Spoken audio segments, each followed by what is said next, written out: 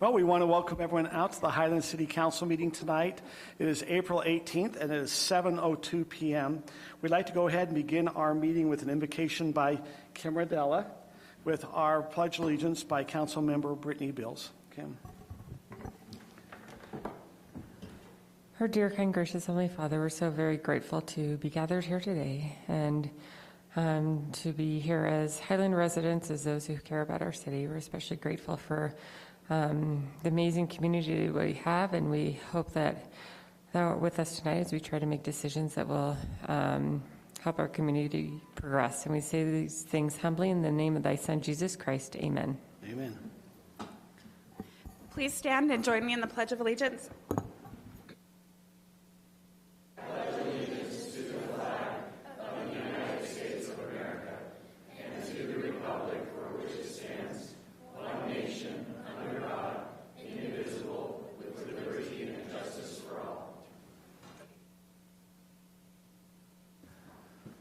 At this time, we have set apart a time for unscheduled public appearances.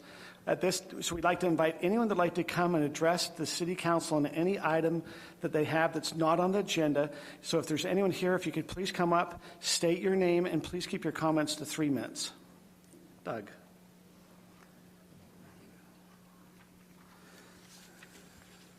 Hi, Mr. Mayor, members of the council. My name is Doug Courtney, and I'm a resident of Highland. This evening, I'm here to speak with you in my capacity as chairman of the 2023 Highland Fling Grand Parade. We're looking to add a couple of things to the parade this year. An announcer, a cleanup crew to follow along afterward, among other things. And that means that we need more volunteers. So I'm not asking you to be volunteers. I'm expecting all of you to be in the parade. But what we're looking for right now really is neighborhood leaders who can help us find volunteers in their neighborhoods. And as city leaders, you are some of the people who know those neighborhood leaders. So I'm asking for your help to identify some of them. I have a couple of sheets that I'll pass out to you that has just my contact information on it. And if you're interested, sort of our staffing plan for the parade.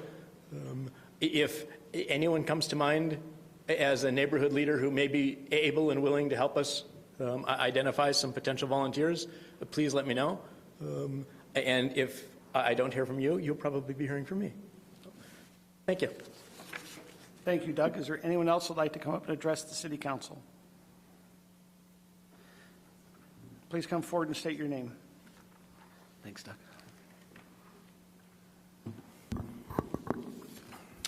Mr. Mayor, City Council, others in attendance, my name is Steve Hogan.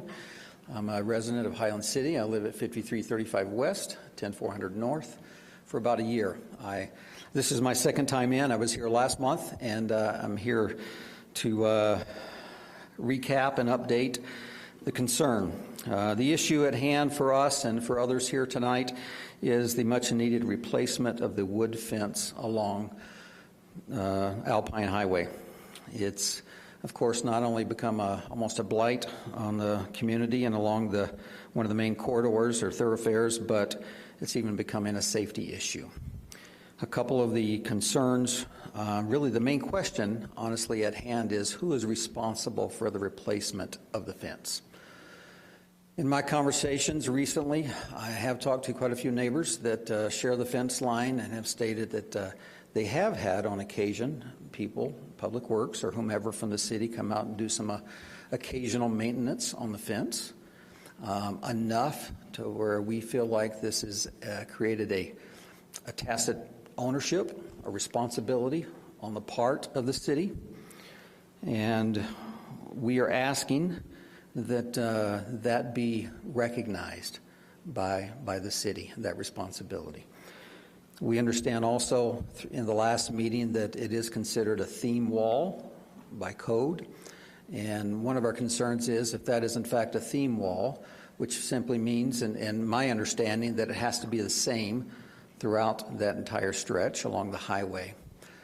And like someone mentioned last time, if it is in fact the homeowner's responsibility, How does that work? Do all the homeowners have to get together and decide on a theme, a color, everything within the parameters as stated in city code, and then we pay for it? Or is it on our property? If it's the homeowners, then can we do anything we want with that fence? If we do get to do anything we want, are we going to have a hodgepodge of fencing along the highway? So there are many, those questions and many more. I do want to save some time and information items for some of the other members that would like to come up, but I'm anxious and curious to hear your response to some of these questions, and I thank you for your time and your service. Thank you. Just so you know, we do have the Alpine Highway fence will be item number 8B. It's just a communication item, so there's not any vote tonight, just if you're wondering. Is there anyone else who'd like to come up?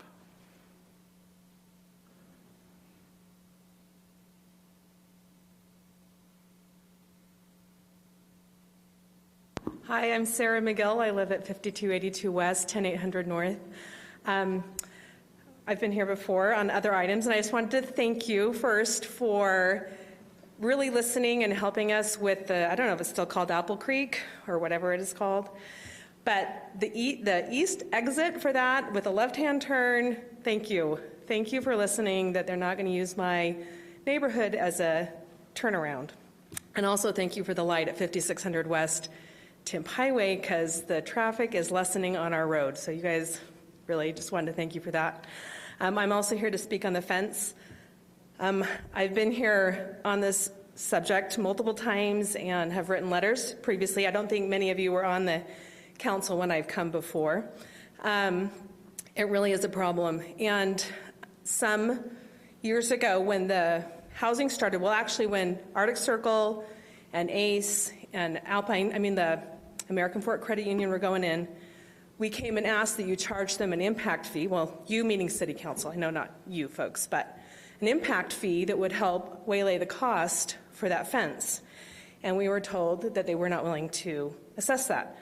But it is a fact that anytime anyone builds here, there are impact fees the city assesses, and those things are assessed for impact. And truthfully, our neighborhood has been significantly impacted by the high-density housing that's come in, the businesses that have come in, the traffic, and the sound. And when the fence is falling apart, we are impacted. So we care about this. It is falling apart.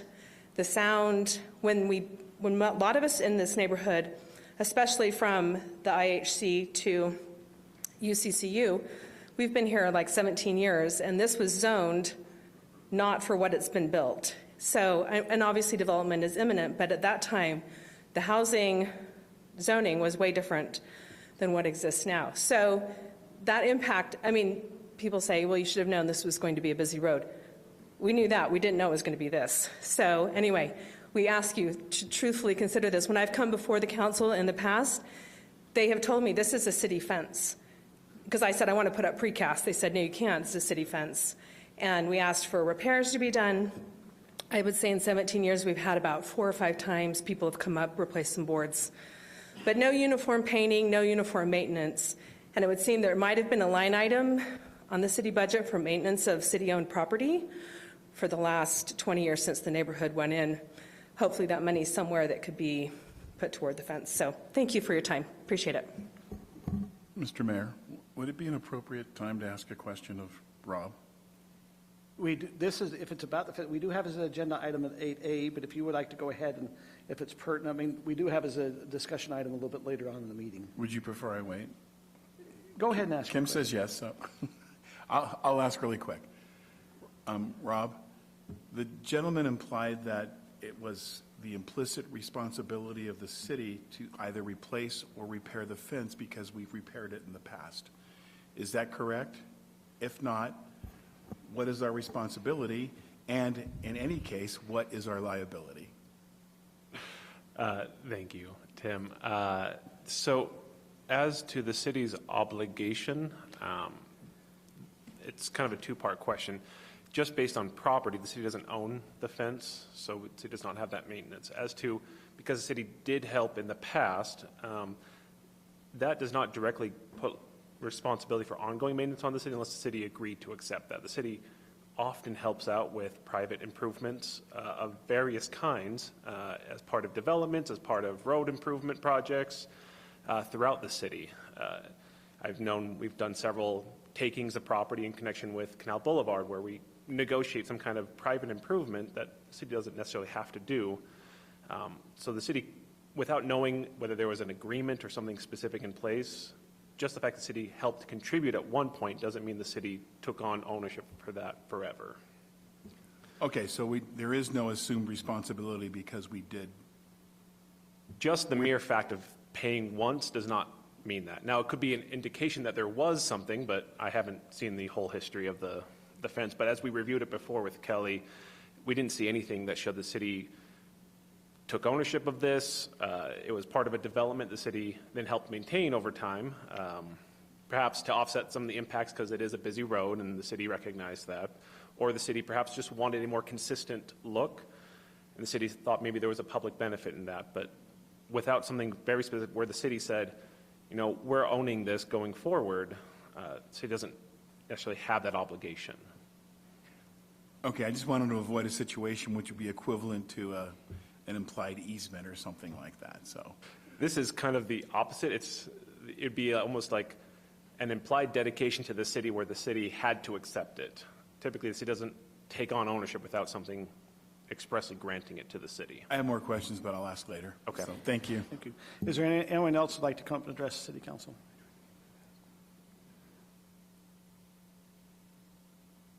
Hello, Mayor and City Council. So on the same topic, mine will be shorter. Can you just state your name, please? Yeah, Nathan Woodbury, live on Julianne Place, cul-de-sac right here. My addition to the conversation is that Steve, who spoke first, and myself, we went in together to upgrade our own fencing. We got precast concrete fencing, and we were looking at doing that section on Alpine Highway, but we were told by the city, you can't do that. So we weren't allowed. It has to be a theme, and we can't change the theme that's going along there. So that's one consideration, is we wanted to upgrade it, and we were told we could not. My property taxes went up drastically, almost tripled, and so I'm not fighting paying more taxes, but I would love to see those taxes put to beautifying our city, and I think this would be a great addition. Thanks for the time. Okay, thank you. Is there anyone else who'd like to come up and address the city council? Okay, seeing none, we'll go ahead and close the public appearance. Do you have a question, Scott? I just have a comment, if it's okay. It's going to be an agenda item down there. I know it's an agenda item down there, but I'm not sure everybody wants to stay until we get to the end of the agenda item, which is always an issue. I agree this fence looks awful. I live along the Alpine Highway. There's been a debate over the years about if it's city property or private property. So we've gone back and legally researched it's actually the homeowners, but the homeowners didn't understand that. We didn't understand it. My feeling is we're going to talk about this later on tonight, but I think we need to do a joint effort between the city and the homeowners. That's my personal opinion. To fix up this fence, it'd be nice to have a consistent look. I personally think wood fences don't withstand time, so hopefully we can come and find some sort of hybrid or that. But you know, we understand your concerns. I look at that fence all the time, and I think it is really looking bad, and we need to do something to fix it up. So we're going to work with the citizens, but there has always been this misunderstanding about who owned the fence, and so we're trying to straighten all that out. Okay, thank you. At this time, we'll now move on to presentations. We have a presentation from the Highland Youth Council, so we'd like to invite them to come forward at this time.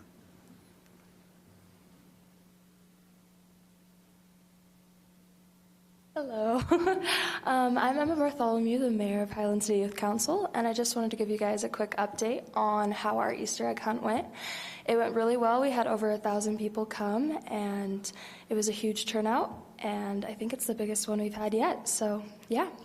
And we have a little thing for you guys. So, yeah. Remind us how many eggs there were. I think there were over 9,000 eggs, yes. So while you're handing those eggs out, I don't know if you noticed, there was something posted on social media about your event after. If it's okay, I'll share this. It says, and this is specifically about your Easter egg hunt that the Youth Council did. It says, Highland has some kind kids.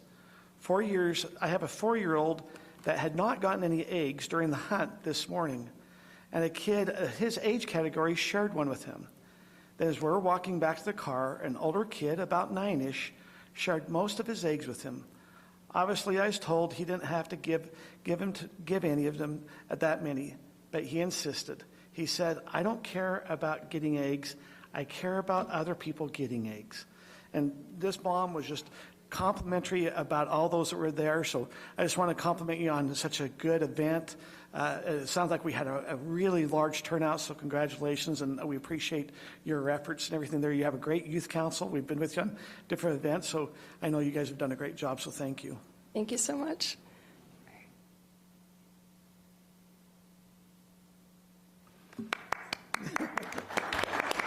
Okay. At this time, I would like to invite the entire city council to come with me down to the podium, and we'll kind of conduct the next business down there.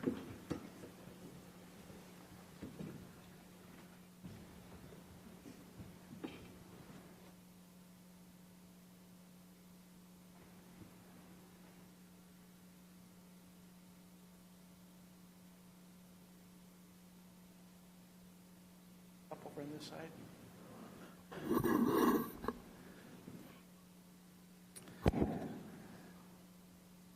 So tonight we want to recognize we have a very kind gesture of a family in our community. As a city council, a lot of us remember back in November 2021, those who remember back at that event, we had a very special individual in our community come forth and mention they were going to be willing to do a donation to our Mountain Ridge Park. And that family is the Adam and Rachel, it's Paul and Rachel Adams family. So we'd like to invite them up at this time. And their whole family, if you'll all come up.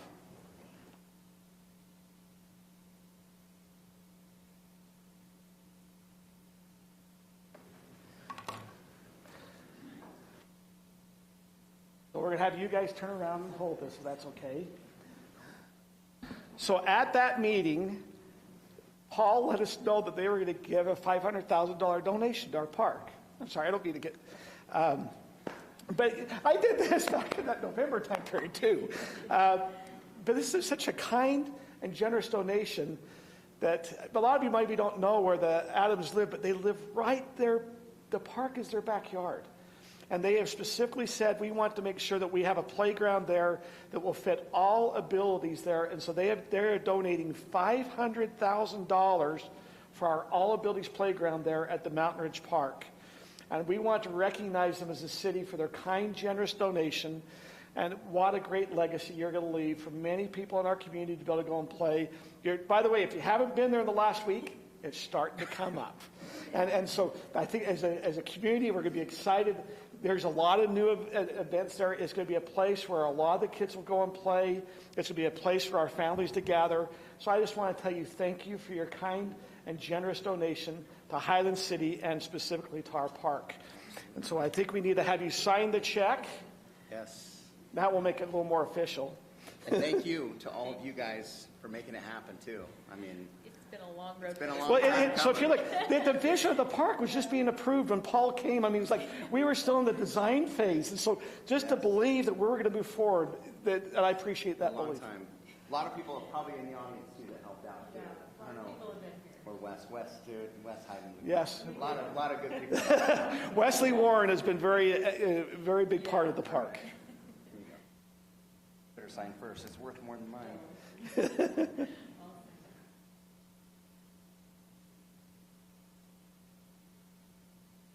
Grateful for this opportunity. Is there anything else you guys? Love Highland. We're just so happy. And I remember Paul coming home from one of the meetings, you know, that he had, you know, Paul and I had talked about it on our own, but then, and I said, I really feel like,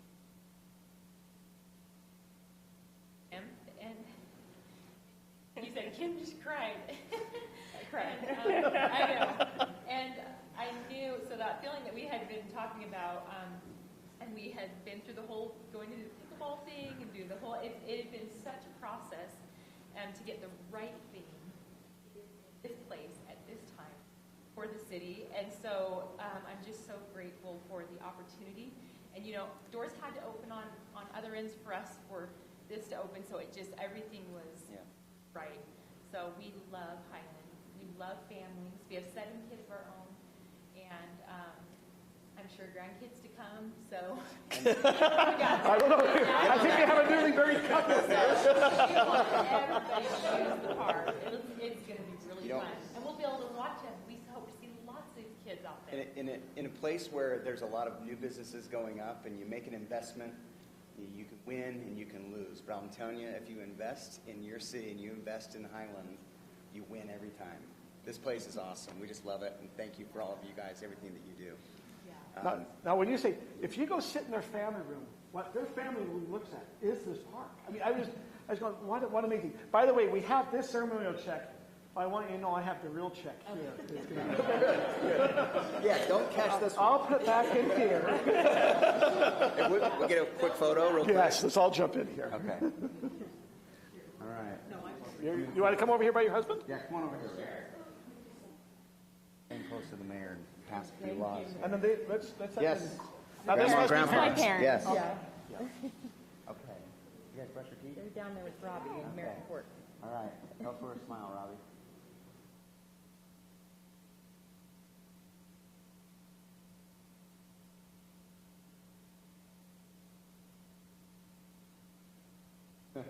Thank you very much. Thank you. Appreciate it.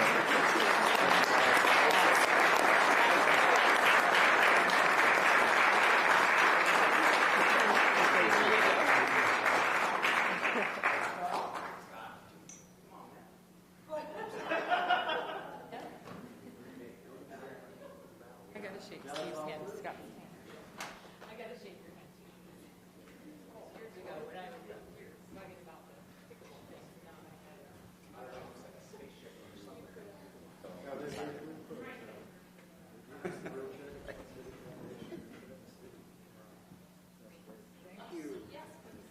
Thank you.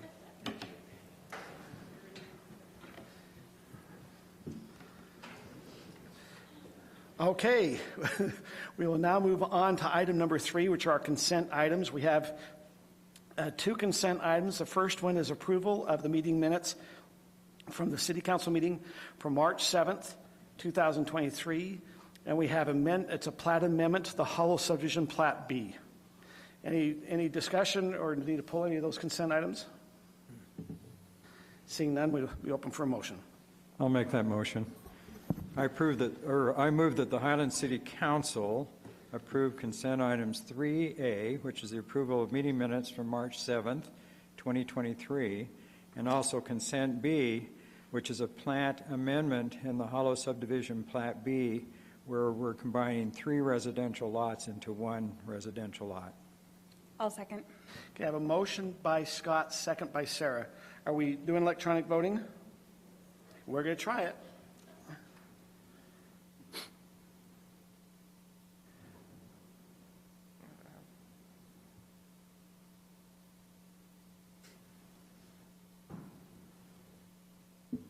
Consent items pass 5-0.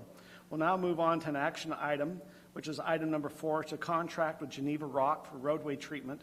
We have Andy Spencer, our city engineer, on presentation there. All right, Council, I appreciate your consideration on this item.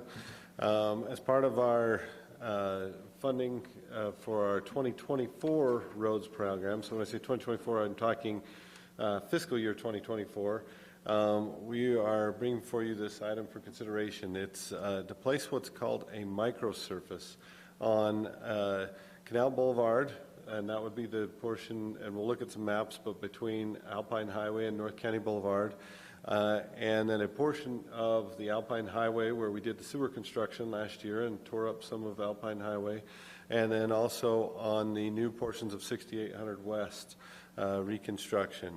So if you go there, so part of the thing you might be wondering is why are we putting treatments on these new roads, right? And so it seems a little counterintuitive because with road maintenance, you want to keep your good roads good because it's the cheapest time to keep them good, and then you fix your bad roads as you're able.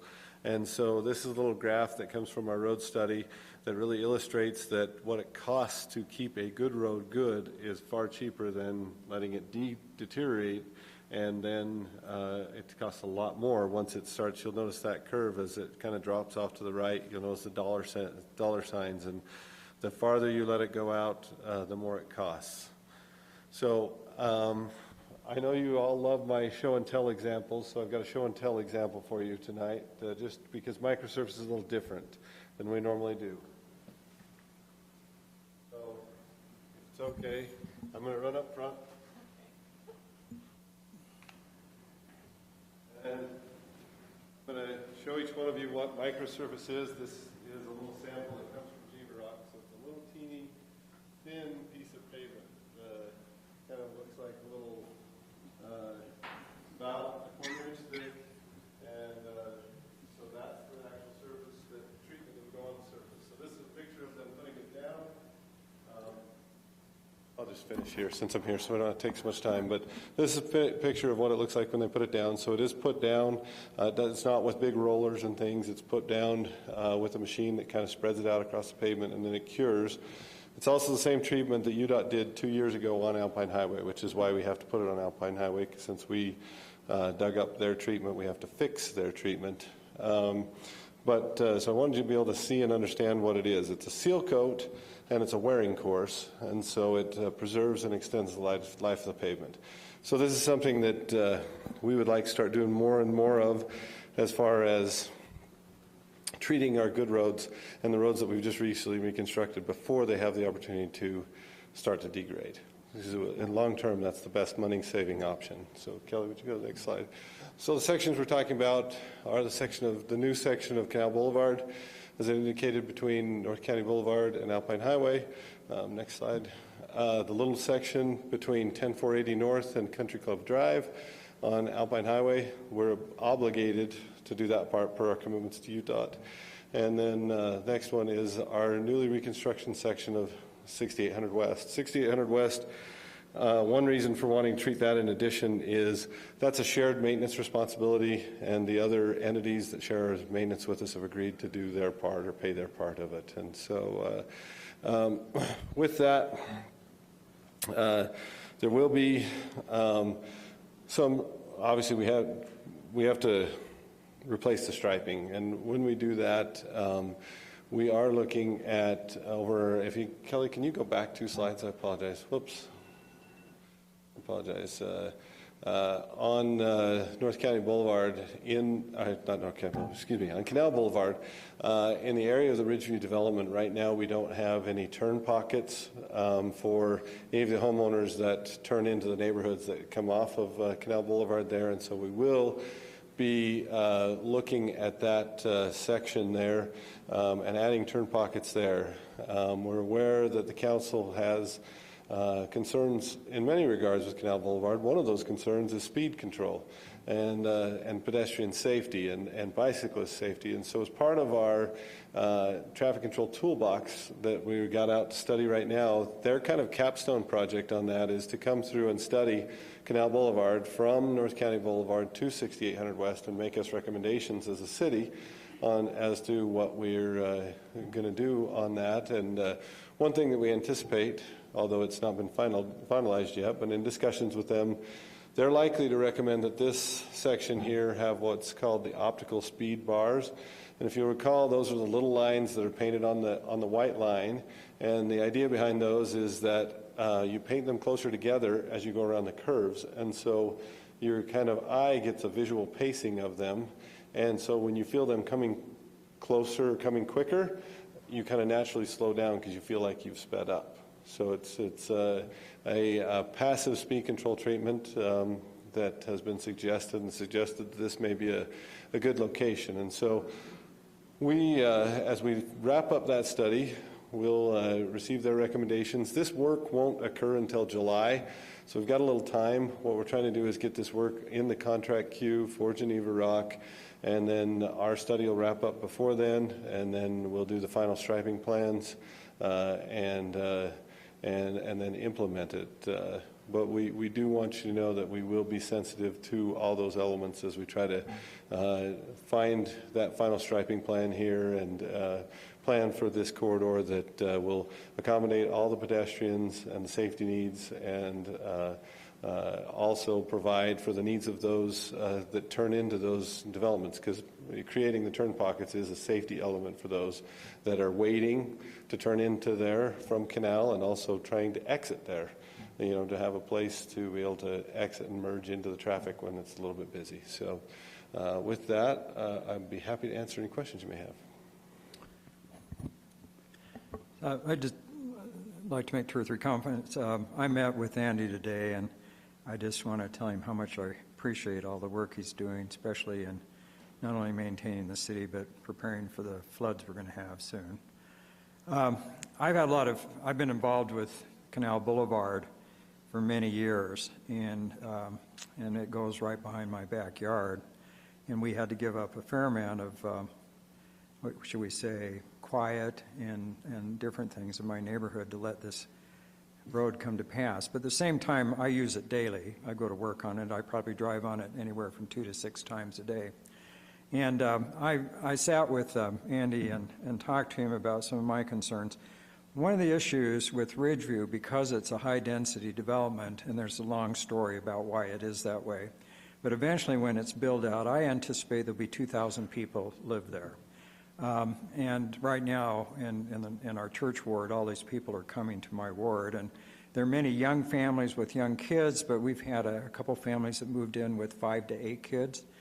And so we anticipate there's going to be a lot of people there. And my concern was if we put a 3rd lane down the full length of this road, which can be used for turning, that it dramatically decreases the shoulder on the road. There's 2 concerns that I have about that. One, when we sat on the USDC Development Board and talked about this road, there was a strong feeling because of the development and all the people there that we have bike lanes on both sides, because the Murdoch Canal Trail is right there, but it's hard to access from this neighborhood. There's a few little areas that the Boyer Company are putting in, but they're all pedestrian pathways.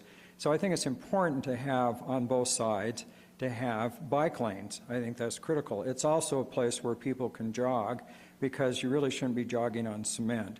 And the standard sidewalk along the sides is used for pedestrians and dog walkers and different things, and is going to be more heavily used with time. So I sat with Andy, and he was, I think, very agreeable to this idea that we really need to sit down with maybe representatives from the neighborhood, from the Boyer Company, and the council and different things as we restripe this so that we have adequate turn lanes. I think that's absolutely critical, and that we do what we can to keep the speed down. Now, the speed's 30. I've had people from Cedar Hills come and say, gee, we'd sure like that road to be 35 or 40, which I laugh at them because their side of the east-west corridor is 25 miles an hour. So this was designed to be a collector road, not an arterial, and so I think we have to keep that in mind, because on the west side of Canal Boulevard, we have a lot of the citizens over there that want us to lower the speed limit from 30. But I think we need to address these things. My concern is safety, make sure we have adequate turning, that we can kind of control the speed, because there's been some aberrant behavior on that road that's happened to me twice in the last month, where I'm driving the speed limit or slightly above, and you didn't hear that, but then I have people, as soon as they come to that area where there's the center lane, they pull into it and use it as a passing lane. And as I understand, that's illegal. So we use the suicide lanes, or something that we call the medians, to merge traffic and also to make turns. But I think we need to do things to kind of minimize people that use it as a passing lane, because I think that's dangerous, especially when you come up the hill and there's blind spots. So I think Andy's great. I think we're going to work together as kind of a team in the council and stripe it appropriately so that we resolve a lot of issues and kind of work on making it a better striped road, because the 2-lane up through Ridgeview is a problem without any turning lanes. Did I state things pretty? Yeah, we do. We do feel strongly that we ought to get those folks some area to wait until they have a gap, and it helps the road function better, and it also improves safety, because then you don't have unanticipated behavior from those that are behind and not paying attention, and suddenly you got avoidance maneuvers going on, and those lead to potential injuries. And the other thing we discussed too is American Fork is building their second fire station, which is on this road as you go into Cedar Hills and American Fork. There's going to be a lot of emergency traffic going up and down this road, and you've got to have a place for people to be able to pull off to the shoulder to allow that to pass through. So we've got to preserve some sort of shoulder on that. I just think it's important. Yeah, and we feel like as we, we've got 2 or 3 months till this worker will occur. We feel like we've got adequate time to come up with a signage plan that will address all the concerns that have been expressed and help make that we've got a corridor that functions well, that can be patrolled well, and that can meet the needs of the community. So we'll work hard to come up with that plan. But we would ask for your support and your vote on microservice tonight. So just a couple of questions for me, Andy. You have, I think one of the things, last year we had some residents come in that were stating that we'd done a surface treatment that was they felt it was a little noisy in their area. Great. Is this micro surface is not that same treatment? It's not that same treatment. That treatment is what the company who does it terms a bonded matrix. Many people know it as a chip seal, and it takes the chips and places it on the road, and then the road noise is a little bit louder on a chip seal than it is on a smoother pavement. This leaves a smoother finish than that. It doesn't.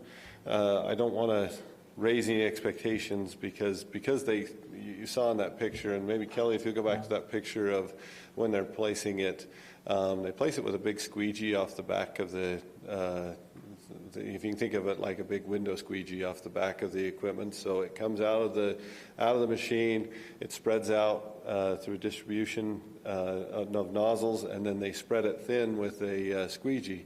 And so you're spreading it with a squeegee on a road, and sometimes the finish is, it doesn't look like a brand new paved road when you just barely pave the road and it looks perfect.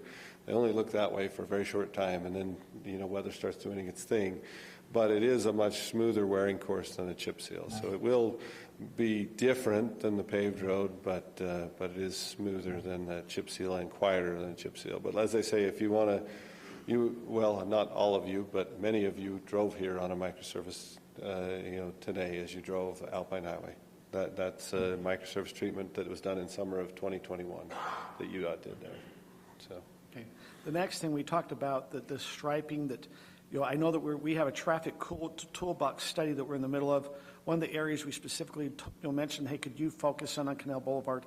Is that one of the ideas is maybe have them give us some suggestions about that striping and how that all comes together? Yeah, I mean, their task, as the end of the study, their task is, okay, take what you've recommended to us that we implement in our city for our policies and now put that into play on Canal Boulevard. Tell us how and what we should do on Canal Boulevard. Give us our first example of how we should do our striping and how we should do our speed control and our pedestrian safety on Canal Boulevard. So that is what we anticipate, is that we'll incorporate their recommendations, the considerations that council's asked for, the consideration for both fire and police service on the road, and come up with the final striping plan based on those recommendations, a collective. And then I think one of the concerns is there's a new road called Featherstone that's going to be coming in it's going to come from the high school. Correct. All the way across. It's not connected right now. So once that connects, we're worried about having some turning radiuses and to be able to connect onto Featherstone, or however it be. When are you anticipating connecting Featherstone?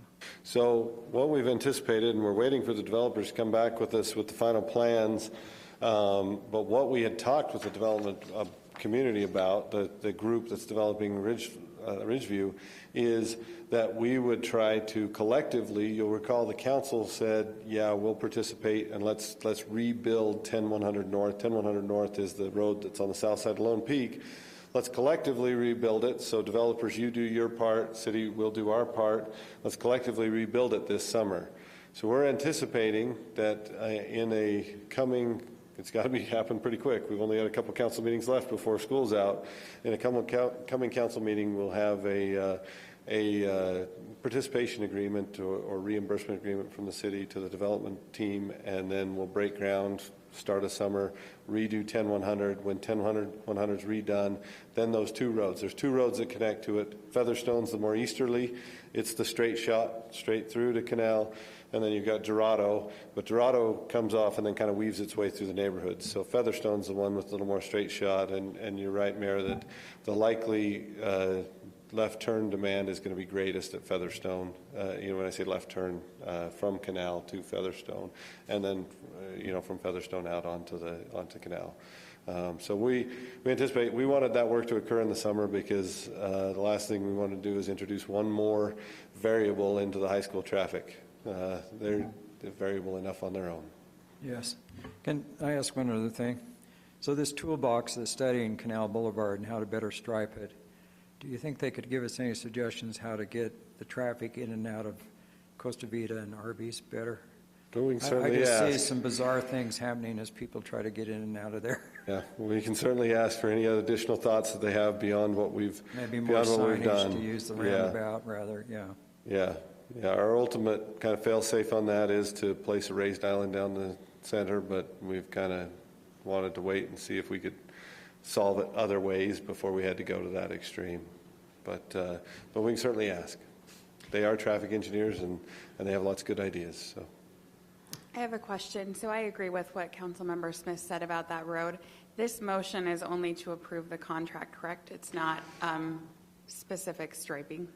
No, you don't have a specific striping plan before you. This is to approve the contract, and then your suggested motion, indicates that paved striping in Canal Boulevard will be completed in accordance with the pending traffic control toolbox study findings. So we'll relay to them the discussions that we've had collectively here and have them give us the recommendations for how to combine all of this. It wasn't in their study to actually do us a striping plan. It was in their study to say, okay, put this element here, put this element here, put this element here, and then we'd have to come up with that plan. But we can do that based on their recommendations. And can I ask one other question? Can we have an automated speed sign on that section, like the rest of Canal Boulevard that's solar paneled? I'd be happy to. Next, on May 2nd, we're discussing our preliminary budget, and, I'd welcome the council giving us a little direction there. We do have a striping and signage budget. It has been increased for some of those signs. Right. But we have three of them farther west. Yeah, we have, I know we have a number of them farther west, and so we just got to allocate the money for them. At this year, our budget for those fancy signs is basically spent, but we have an opportunity to talk about that next meeting, I believe. Sounds good. So Scott, are you good with this motion that now that's dependent on the traffic control toolbox? Yeah, I'm good with the motion to resurface it. My concern is, I brought my concerns. I just think we need to really look at bike lanes and safety and ways to maintain the speeding and access. Yeah. I just think there's some safety concerns that have developed as we've used this road. So, No, what's your I think feeling? you did a great email. I loved it, everything you brought up and those concerns there. I guess, ready to make a motion? No other discussion. Go ahead and make a motion. I move that the City Council approve the contract with Geneva Rock Products Incorporated in an amount up to $204,146 and authorize the city administrator to sign the contract documents with the acknowledgement that the paint striping on Canal Boulevard will be completed in accordance with the pending traffic control toolbox study findings. I'll second it. I have a motion by Kim, second by Tim. No other further discussion? We'll go to vote. Can I just add something? I think it's important, besides having the toolbox, that we also have some input from the neighborhood and from the council. So is that, would you want to add that to it? I'd like the same motion, but just add those two things, that on the striping, there's input from the council and the neighborhood and the developer. Are you okay with that? Yep, I'm okay with that. So adding Add that in that you'll have residents will also be sought out for input from residents, correct? Tim, you were a second. Are you okay with adding that on? It makes it even better. Okay. I agree. Stephanie, you okay with that, what was been added? Okay.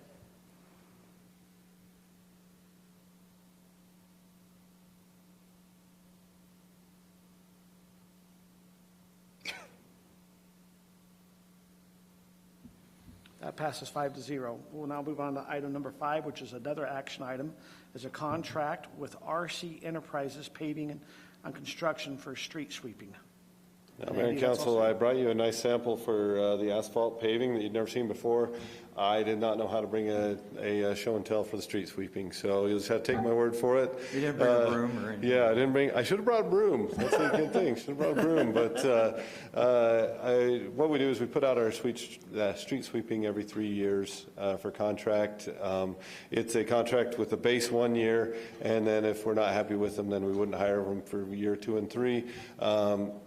RC has done our sweeping for us the last 2 or 3 years. We've been happy, and so it was just time to bid it again. And so we would recommend your approval. We would note that over the course of time, it's gotten a little more expensive, and so there will be an end-of-year budget adjustment to accommodate the spring sweeping, but I think it's important that we do it this spring for numerous reasons, but most notably just so we can get as many items out of the gutters as we can. So, how many, is this for all the streets in the city? It's all the streets in the city twice a year. So, Twice a year? Yeah. So it's about $16,000 of sweeping. I left all my notes over there, and so it's roughly $16,000 just per sweeping.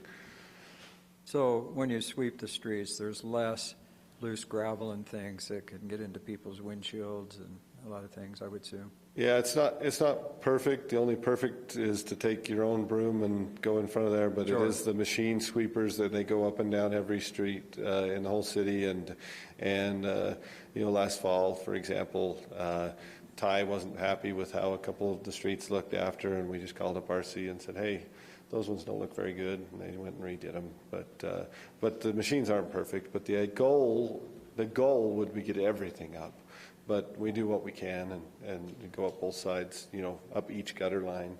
And they typically don't sweep the middle because the middle's not where the problems are. They go up each gutter line and, they have the broom spinning on each side of it and go through the whole city. They don't clean the passing lanes. Nope, they don't clean the passing lanes. So I have a question on the budget here. And so, Tyler, we had in our budget $20,000 this year for that, but it's jumping to $31,200. But it states it's only a 7% increase. Well, if I can, their bid, to clarify that, because I don't think Tyler can answer it, that's why I'm jumping in the middle of it. Their bid, so we said, okay, how much is it for this year, and then how much is it for next year? And so they bid to us that this year it's $31,200. Sorry, my notes are over there. And then next year it's 7% more than that, and the following years it's 7% more than that. So they're putting in an inflationary factor to account for whatever inflation happens, gas or whatnot. So in 2024, we would pay them 7% on top of the $31,200. So I hope that answers your question. That's why I interceded, Mayor. I just didn't think Tyler would know that detail, if that answers your question. But this contract is, it's an annual contract. We could get out of it if we find a better bid. You can get out of it. It's a 1-year contract with an option to renew for the subsequent two years. 7% increase. Okay. Yeah, but so if we find a better price, yeah, we could opt out and jump to someone new. And Andy, do we actively look at the different prices from different companies each year? This year we actually bid it for 2 weeks on a public advertisement process, and we didn't get any bids, and even RC couldn't get their bid in because they had something going that day, and so we called them up after and said, nobody bid. Weren't you going to bid? And they said, yeah, we were going to bid. We just couldn't turn it in on time. And so he said, well, will you give us a bid? But we didn't actually get any other bids this year. And we're not opposed to going out again next year. We did advertise it how we would normally. And I don't know if just the world's going to, I would suspect, I'm guessing, but with all the focus on having storm drains cleaned and everything, I think that there's a lot of business. It's a good year to be in the street sweeping business, is my guess. I think they're probably pulled in a lot of directions, and so I think if you advertise in the future, you'll get attention again. But this year, everybody's focusing on, clean streets, clean inlets, and that type of thing. And so I just don't think, people only really bid, and you only get a lot of bidders when there's less work and when they have a little more bandwidth, right, to put into their bidding efforts. So I would hope that in the future we get additional attention. But we were happy with RC and felt like they treated us fair and did a good job in the past. Thanks, Andy. I'd like to make a motion. Oh, were you going to ask a question, Scott? No, I was going to make the motion, but I'll second your motion. Okay.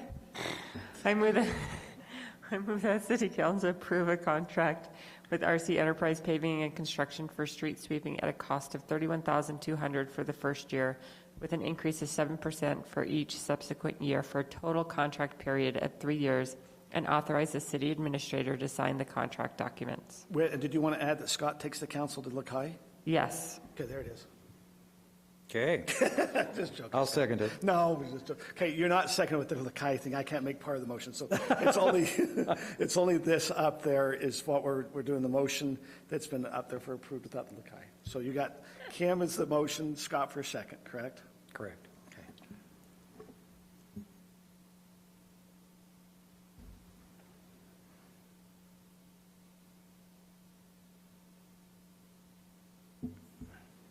That passes 5-0. We'll now move on to item number 6, which is kind of an expedited item. It's an action, it's a plat item. It's a Midtown Highland Marketplace subdivision. Kelly, I believe that is you. Yes, thank you, Mayor, members of the council. This is expedited simply because y'all have seen Highland Marketplace several times over and over again. Just to go over the background a little bit, on July 5th, the council approved a final plat amendment to the Midtown Highland Marketplace. For those that aren't familiar with where Highland Marketplace is, it's this vacant property that we have here just right off of the intersection. It's commercial property in our commercial retail zone. Behind CVS. Yes, behind CVS, sorry. And then on December 6, 2022, Joe Ham, who's the representative of MNG Management, came to the city council proposing an amendment to the existing development agreement for the property, and the council approved that update or amendment. Basically, it updated all the architectural themes, the building locations, so kind of like overall master site plan for the area, landscaping, signage, lighting, etc. So right now, as far as this request, it's simply they are going forward with the plat amendment process to adjust those internal boundary lines and easements based on that updated site plan that was seen and approved in the development agreement. So Joe Ham, the representative for this application, does live in California, and because this one was based on just internal property lines, he asked if we would like him to fly out to be here, and he was very, very willing, and based on the application, we decided to let him not pay the cost to fly out here for this application. But I did get, assuming that y'all would want to know kind of timelines for them moving forward on the construction of this, he let me know that like first week of May, they're planning on submitting their updated civils along with their building plans to the building department to get started on their reviews. Ultimately, they're hoping to start construction in July.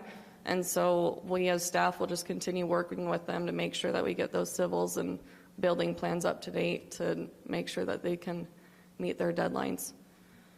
So like I said, this plat amendment request is simply just adjusting property boundary lines.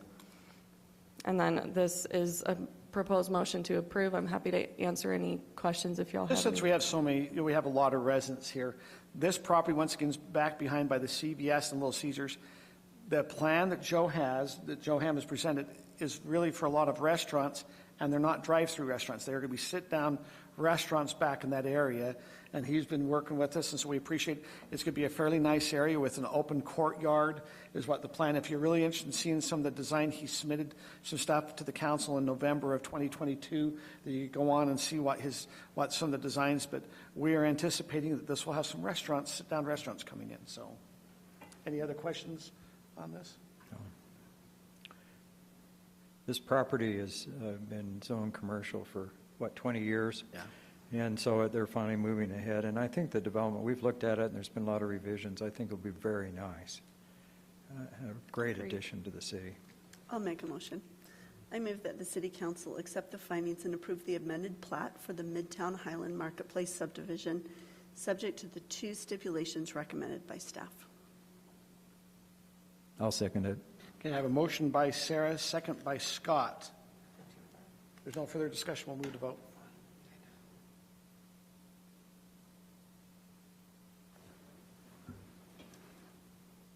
That passes 5-0. We'll now move on to item number 7, it's a discussion item, Canterbury North and Highland Hollows encroachment.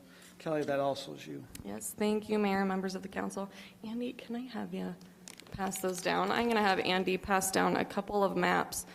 These were included in the staff report. I'll show them on the slides in a couple of seconds, but just to explain a little bit, the first one is showing our analysis on the existing encroachments that are in the Canterbury North subdivision, plus the remaining parcels that are in Highland Hollows that the council has not yet reviewed. The second page is going over our staff recommendations based on looking at those encroachments. So just a little bit of background how we came to this point. On August 2nd, the council directed staff to prioritize Highland Hollow subdivision, that Dry Creek area, dealing with the conservation easement, to enforce encroachment, and then continue working with Councilmember Bills to come up with a prioritization list for the next subdivisions to address. March 7th, Aaron gave a little update during communication items just on where we were at. And the staff report, it provides a lot of details as far as where we're at with Highland Hollows. Wimbledon will be coming to y'all with recommendations in the upcoming meeting. We've been working with a surveyor, and now we have the utility locations in the open space, and so right now we're working on those recommendations. Canterbury North and rest of Highland Hollow is what we're doing today. And then the next few subdivisions are simply we deemed them as outliers where they're throughout the city, but they only had 2 to 3 encroachments per subdivision.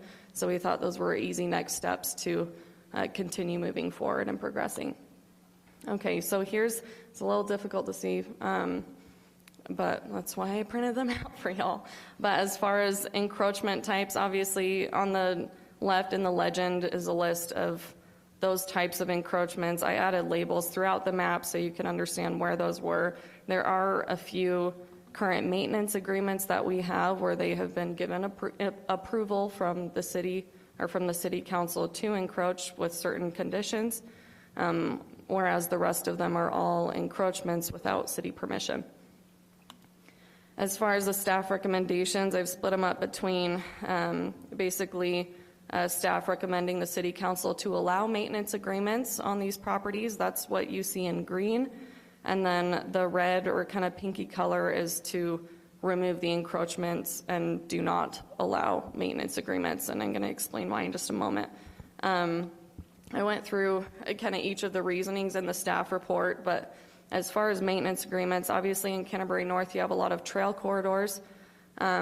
We were not recommending to allow these or open these up for purchase or sale, simply because when you walk these trails, if you have walked them, all of them have existing fences.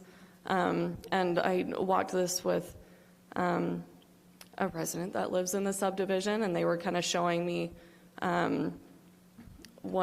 just the background of the subdivision, and he knows all the neighbors very, very well and didn't anticipate anyone wanting to purchase anymore because their landscaping was all already installed, their fences are installed, and they're happy with the trail corridor.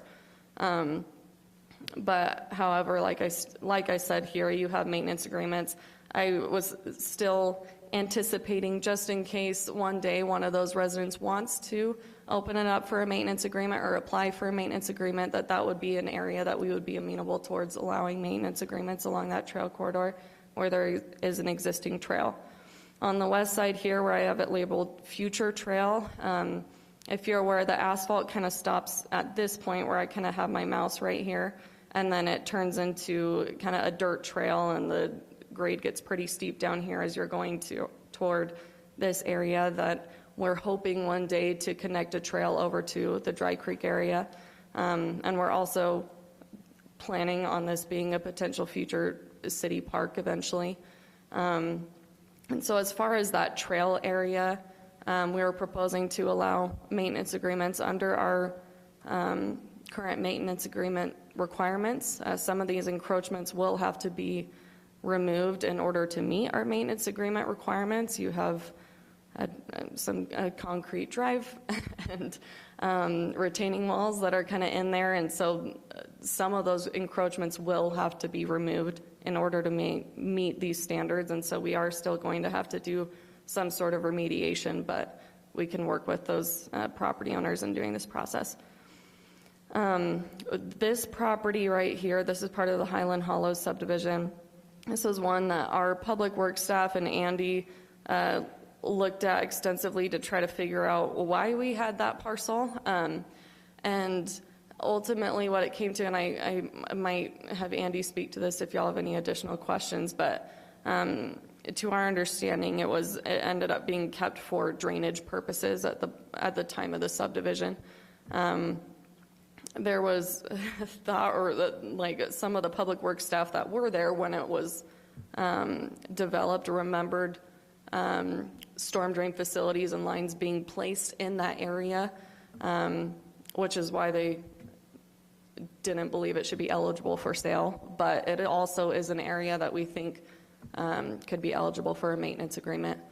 And then another area right here, we were looking at this for a potential sale initially, and then as Andy went out and looked at it, and we were kind of realizing the location next to the Murdoch Canal Trail and the proximity to our, Dry Creek and the other improvements, we thought that it might be best to keep it for now and allow them to do a maintenance agreement. This other area that I have circled in red, we have it as red simply because these have been approved for sale. These are two property owners that have not purchased but have continued to use it as their own property or have encroached on it.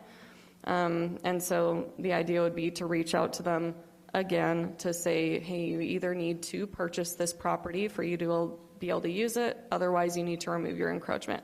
There's one other property owner along there that has not purchased, however, he is not encroaching, and so it just kind of stays. I'm happy to answer any questions about any of these specifically. I'm sure Andy would be happy to speak to it as well. Otherwise, these are our staff recommendations. As far as what we're hoping to get from the council, because this is simply a discussion item, is kind of basic direction on whether or not you agree on these things, if there are ones that you would like to sell, to give us direction as far as what those properties are. And then that's something where we would draft a resolution similar to what we've done in the past to identify those properties for disposal. That's kind of where I outlined that, and then, no Kelly, motion. thank you for putting a lot of work. I mean, this takes a lot of work. Now for what will happen is those we decide that can do maintenance, we'll send them a notice. Those who we see they're encroaching, we'll send encroachment notices to them. And so that's kind of what you're looking for. Is the council, they've kind of walked through, is there any input or anything that way before they start to move forward?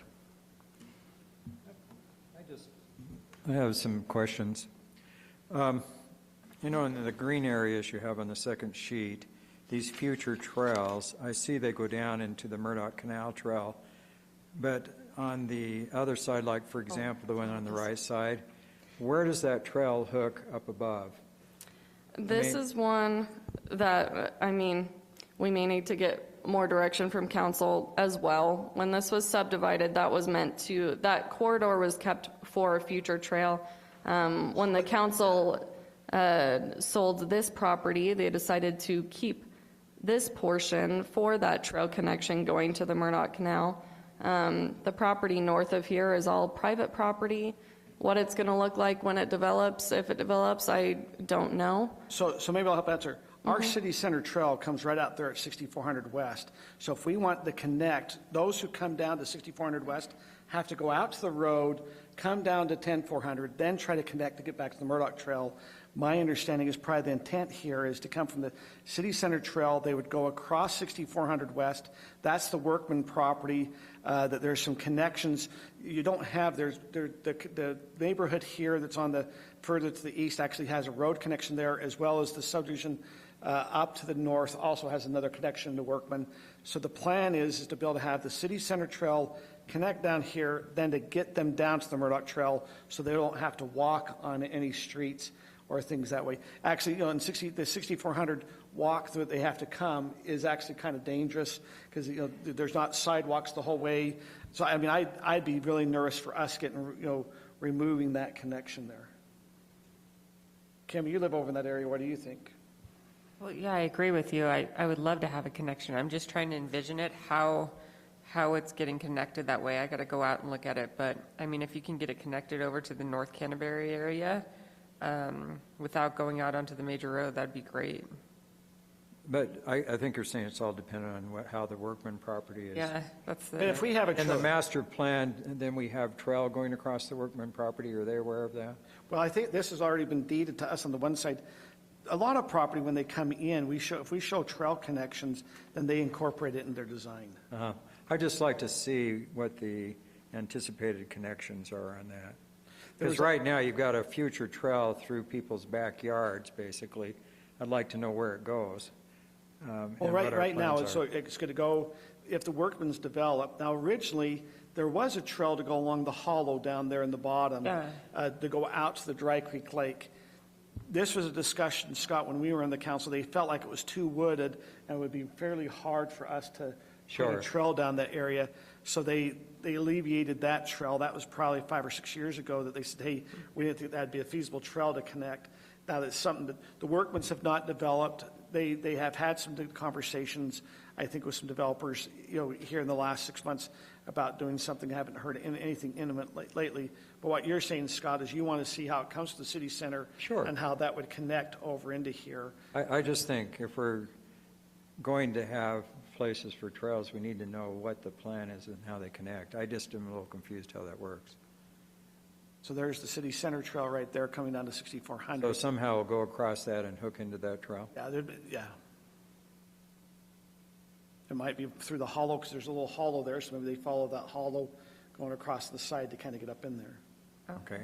So my other question is the other future trail, which is on the left side of the thing in green, where does that trail go and where is that supposed to connect? That should connect to Dry Creek. So the master plan, this is over 50 acres Highland owns on the south side of Dry Creek Lake. Lehigh on the back side of Dry Creek Lake will be putting a trail going through, coming down to their 12th east. So this might be a trail that we want to have a trail. I would assume if we ever develop a park, this would be a trail how you get down. So there'd be one for the Murdoch Trail that would go down this way, and this would be another trail head here to get down into that park, as well over by our sewer lift station, or sewer station we have over off 1200 East that could get us into that park. So I think that's been planned because, like you said, I think they built half that trail already, and then they dead-ended waiting for that park to kind of get put together. Correct. But there will be another trail coming from the Dry Creek Lake Dam area going across that Lehigh has. We've done an agreement that they're going to be putting in a pressurized irrigation line, but they'll build a trail on top of it, and then we'll do that trail across it going down to 1200 East, and so that can be. And that's where this green trail connects. Yeah, but if you watch where Kelly was just to add up in there, that will be, if you remember, that's the Dry Creek Lake Trail going all the way back up, but this trail then could come and connect. There is a bridge, actually. It's a gorgeous area down there. We have a mountain bike area, but there is a bridge down that area also to be able to connect over. Oh, yeah. My kids build tree houses down there and do the little mountain biking and who knows what down there. I think this is a great start. I just want to take this now and really take it to the residents because they're the ones who also have a lot of experience and understanding of that area and see what their thoughts are there. So one more question. We have some residents here in the audience. Yeah. I'm still trying to clarify. So this trail on the east side that goes down into this area, I can understand that, but how far south does that trail go? I haven't walked that area for a little while. Sorry, when you said the east side, you're talking about this one? The green part that says future trail, and then it just kind of dead ends. Does it go down all the way? That's the Murdoch Trail. You right here where it dead ends? No, I know where the Murdoch Canal Trail is. I'm talking about the green, this future trail. Sorry, you're talking about this one. So where does it go south? The asphalt starts right here at the sidewalk on the road, and then it stops about right here. So that's already in place. And then this is all just dirt that people I need walk. to go walk that again, so I wasn't aware of that. So I just like, if we're going to have trails, it'd be nice if they connect.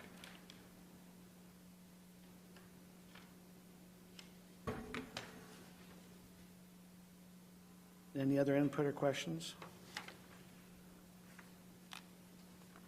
If there are some residents here, would you Love guys, to hear 'em. would you be willing to? Yeah. So if there's any residents here that'd like to address the trail, the items we're talking about here in the Canterbury North subdivision, the different trails and the connections, we'd welcome you to come up and you can discuss with the council what your thoughts are on that. Is there anyone here that'd like to do that? Staring at you. This is the time. Please state your name. If you can keep it at 3 minutes, too. You got it. There's a timer right there. No. You'll be surprised how much you can get done in 3 minutes. Okay. No, we live on that, on the right-hand side of the map. Excuse me, can you please state your name for the record? Brent Pugh. Thank you. Yes, P-U-G-H. And so along there, we had these discussions like a few years ago. So we were hoping that the future trail, and there was that other map that you showed that showed the trail that goes from the city center and it kind of comes over to the west. And so we were kind of hoping as that trail came over, it would jog up just a little bit to the north, then go right behind all those houses. And then there's an existing trail, so go all the way across. And to the And existing then trail. right there, there's an existing trail that kind of dead ends. There's no trail over there. So keep going to the left. Keep Sorry, going. is my mouse on the right spot? Yeah, right there. So if you kind of go just kitty corner down to the left, you see that trail. Kitty corner down to the left. Oh, you're talking about there. this. Okay. But we were hoping that would make more sense because then you're not disrupting what the neighbors have done. So saw I across went and that, walked that though. area when we were going to do the maintenance agreement.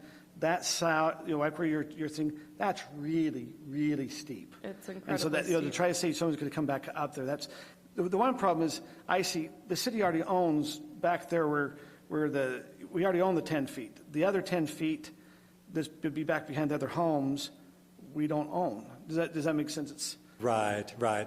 And so, yeah, both plans make sense. So just because all those homes, and again, we had all those residents sign petitions, and no one along that corridor wants the trail right there. And so we were like, is there any way they could just connect and it would be less disruptive? And they just do like a little kind of golf course bridge that goes across that gully part. And then it doesn't disrupt the houses that are up there to the north.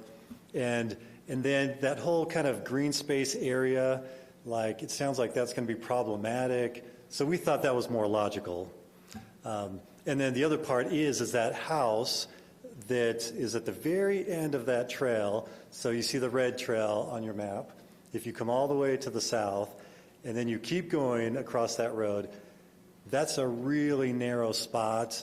And I mean, it's within, you can see, Right there on the it is house. within like 3 to 6 feet of their window in their house. And so they're not happy about that trail going through. My only concern, this is property that this was deeded to the city before any of this stuff, subdivision came in. Right. This is a plan. I mean, this isn't something that just happened. When you bought your property, it was known that it was there. We go put trails. What the problem is, when you start moving trails, it becomes hard because you're going, okay, this is what that subdivision plan was, at least as I look at it. So Absolutely. and that's why the property was saved and was deeded to the city. Yeah, no, I totally get that. I just think the connection, up to the north, the connection to the north, it seems more problematic because of that, the way that open space is, and there's that gully that goes through, kind of that triangle if you zoom out just a little bit. So, Zoom out on that one. yeah, and so we're like, it would make more sense if we just kind of, did a little jog up and came across, but I totally understand that. That gully's not, I mean, it looks small here. It's a pretty good sized gully that's deep. And when we were putting in There was actually a discussion to put a trail in when we were doing the sewer lift station over there, that they were going to put a trail across it. Yeah. And that was decided. The cost at that time, and we already had the bridge, there was going to be 40,000.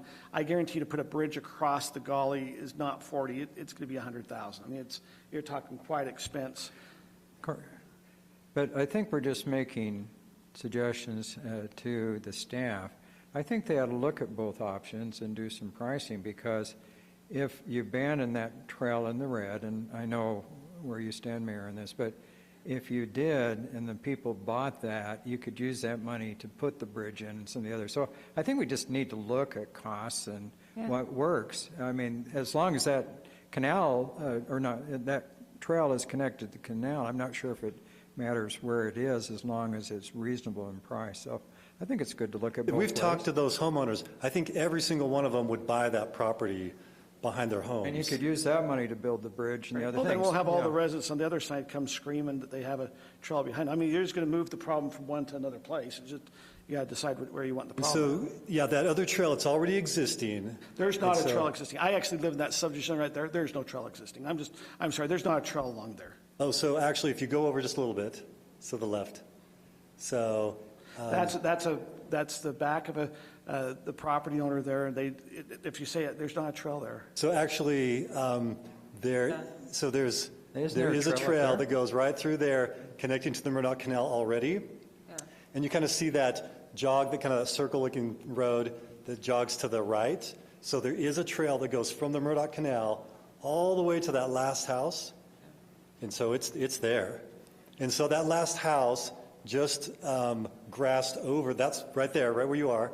That's the only part where there's not a trail, just that one house. There was actually a trail there, and we did a maintenance agreement and let them take it out. Right.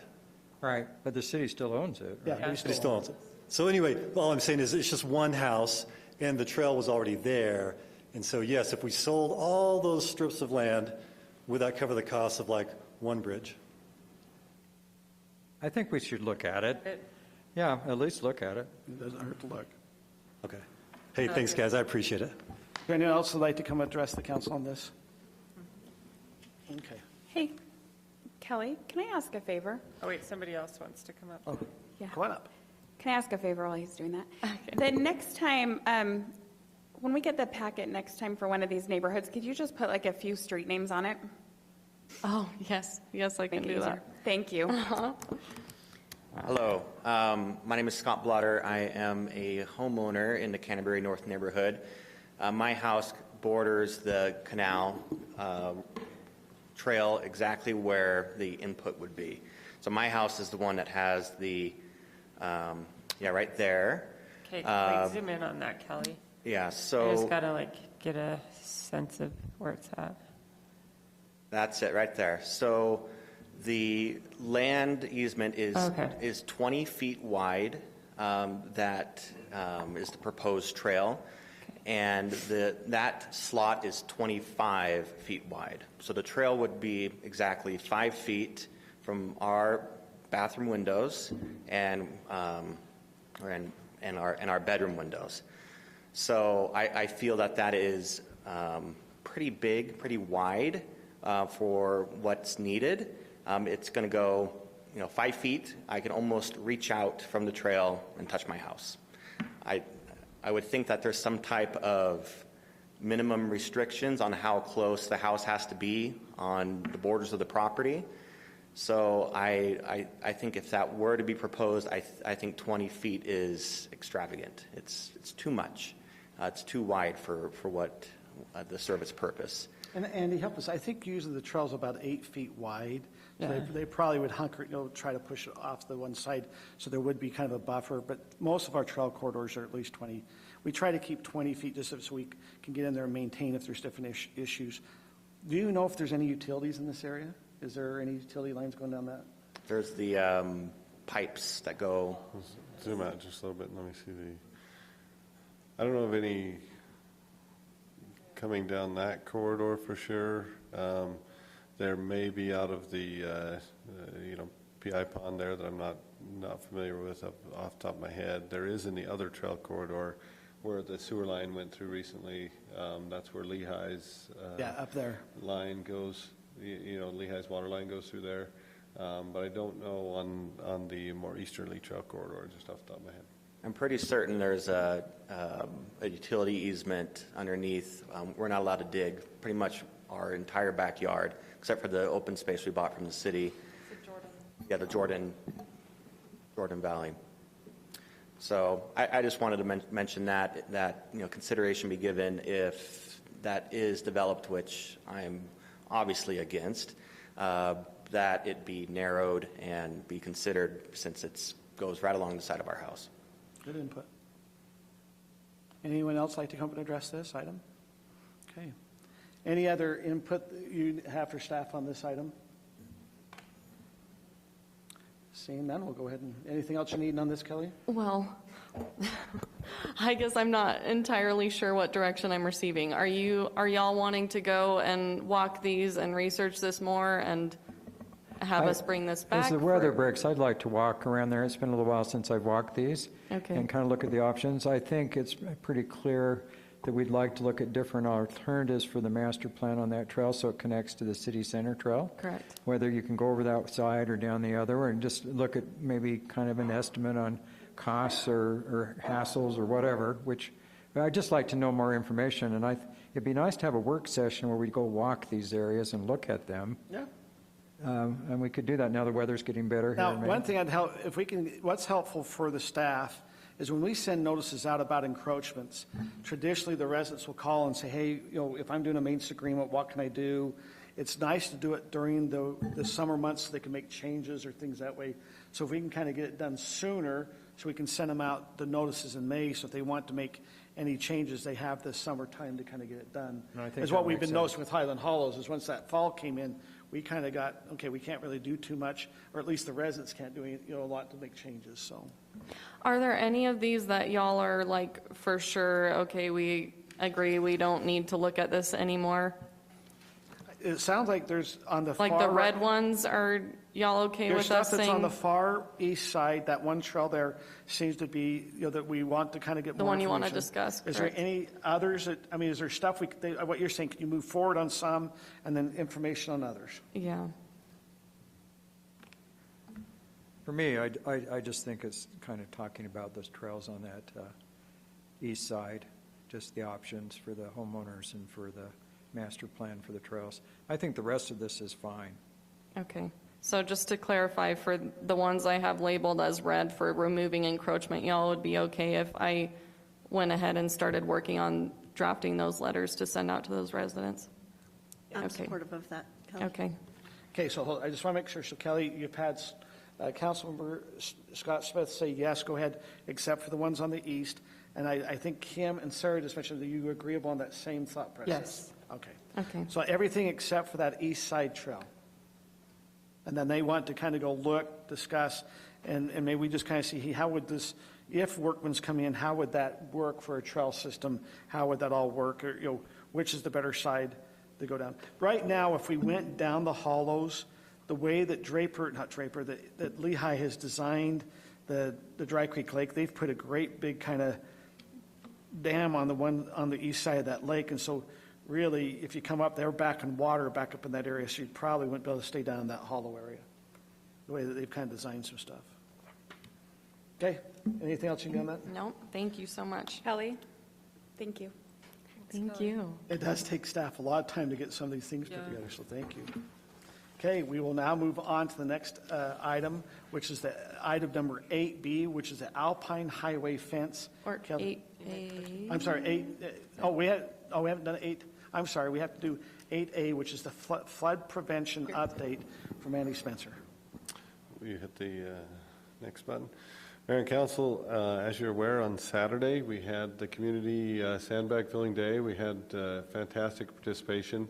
We had somewhere around 60 to 70 citizens come down to the West Park Road area, and up at the mouth of Canyon, we had probably more between 80 to 100.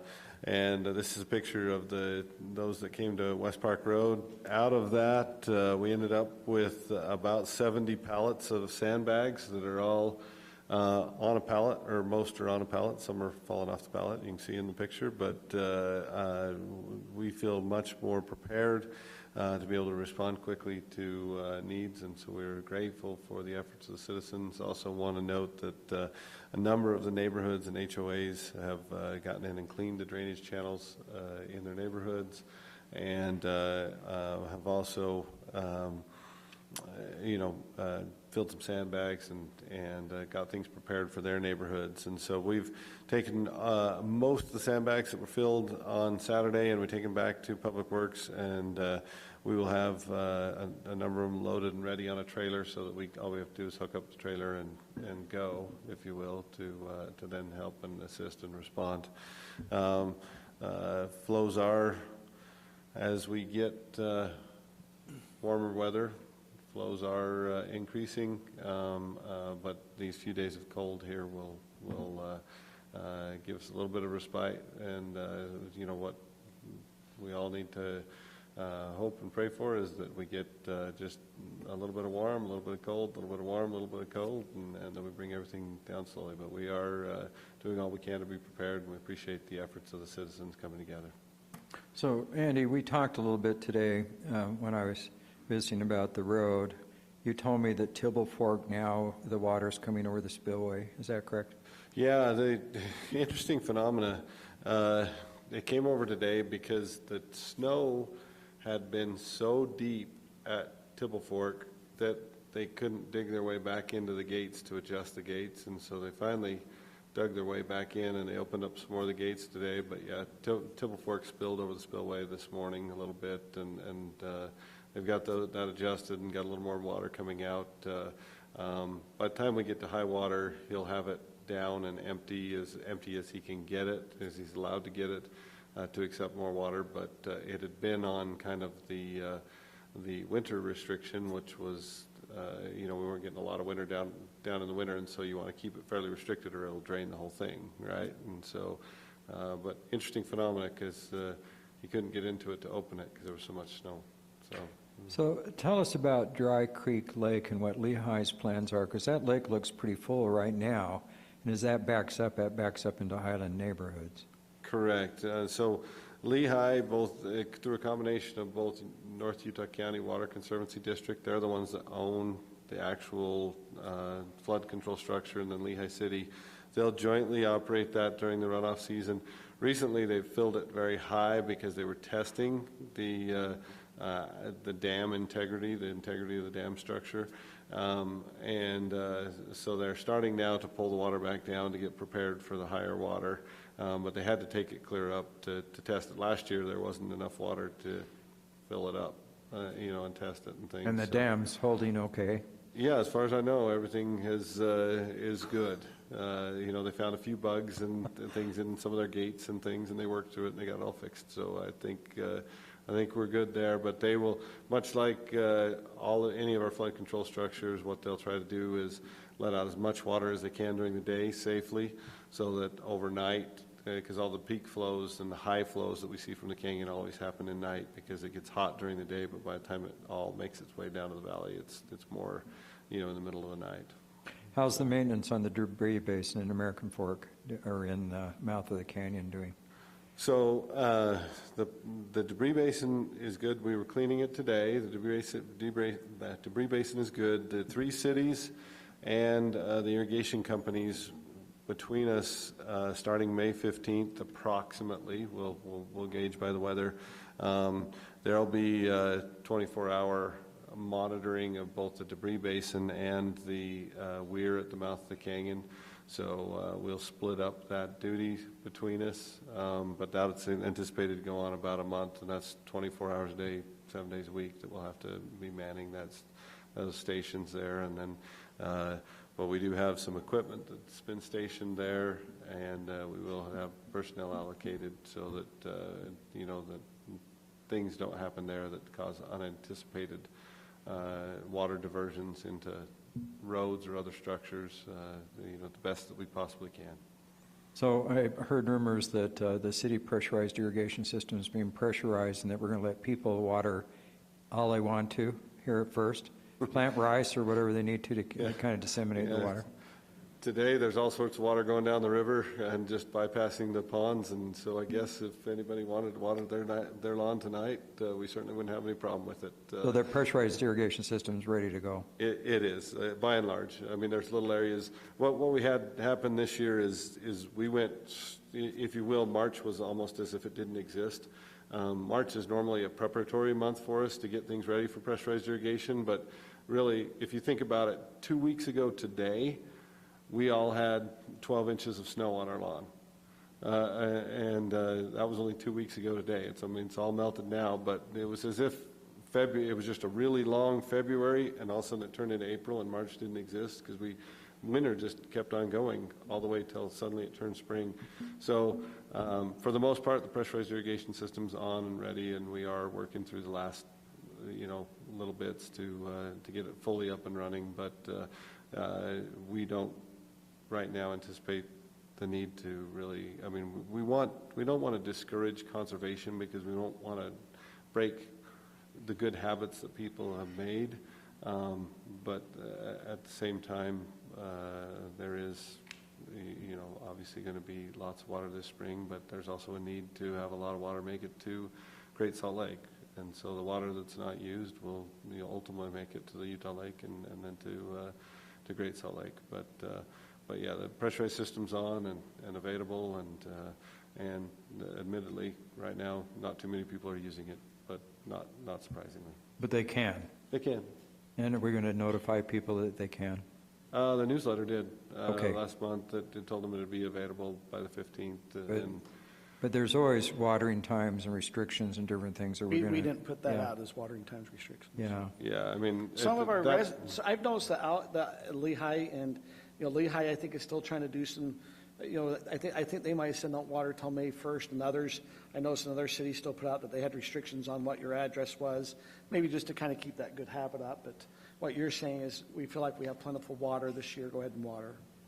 Yeah, I mean, we don't, I guess what I'd say is we don't anticipate that we'll have a water shortage this year. I mean, it appears like there'll be ample water.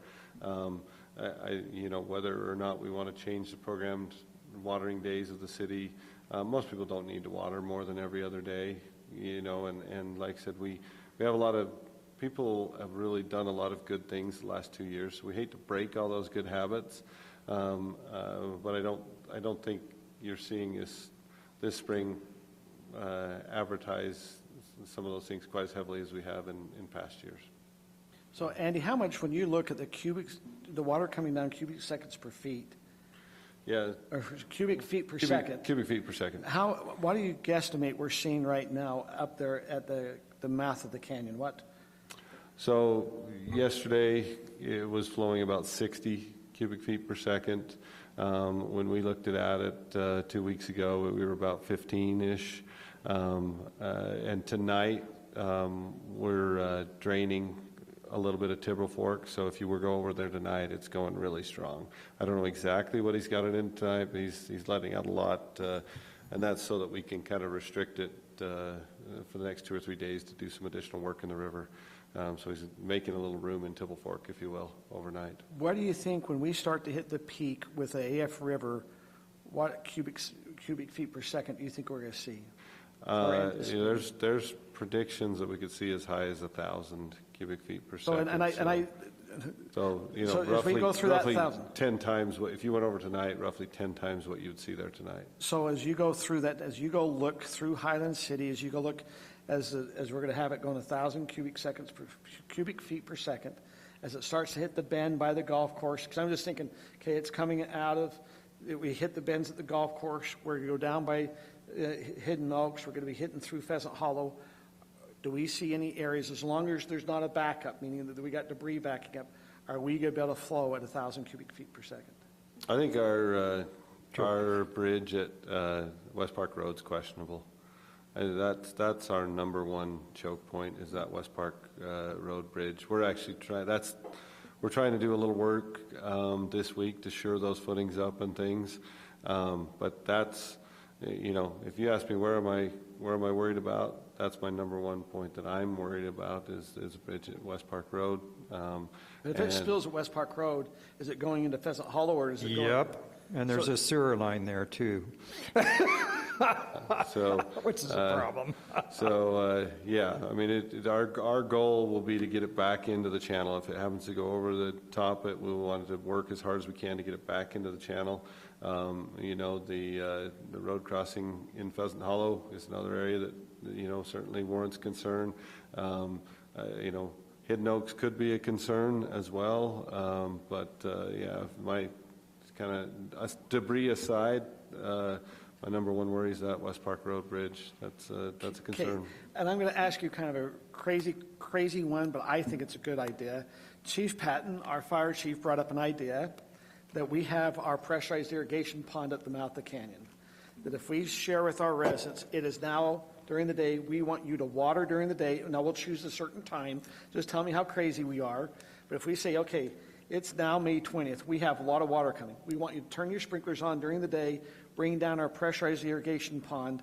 Would that pond hold, how long would it take if you're at 1,000 feet per second? Could that pond be dumped into to take that extra flow, or how much could it, could it take, if we're starting to see it hitting more than 1,000, can we divert to that to say, hey, this is another little point we might be able to help with flooding? Is that a possibility? It's a possibility. Where we would exercise that or put that into play is if we're right on the cusp.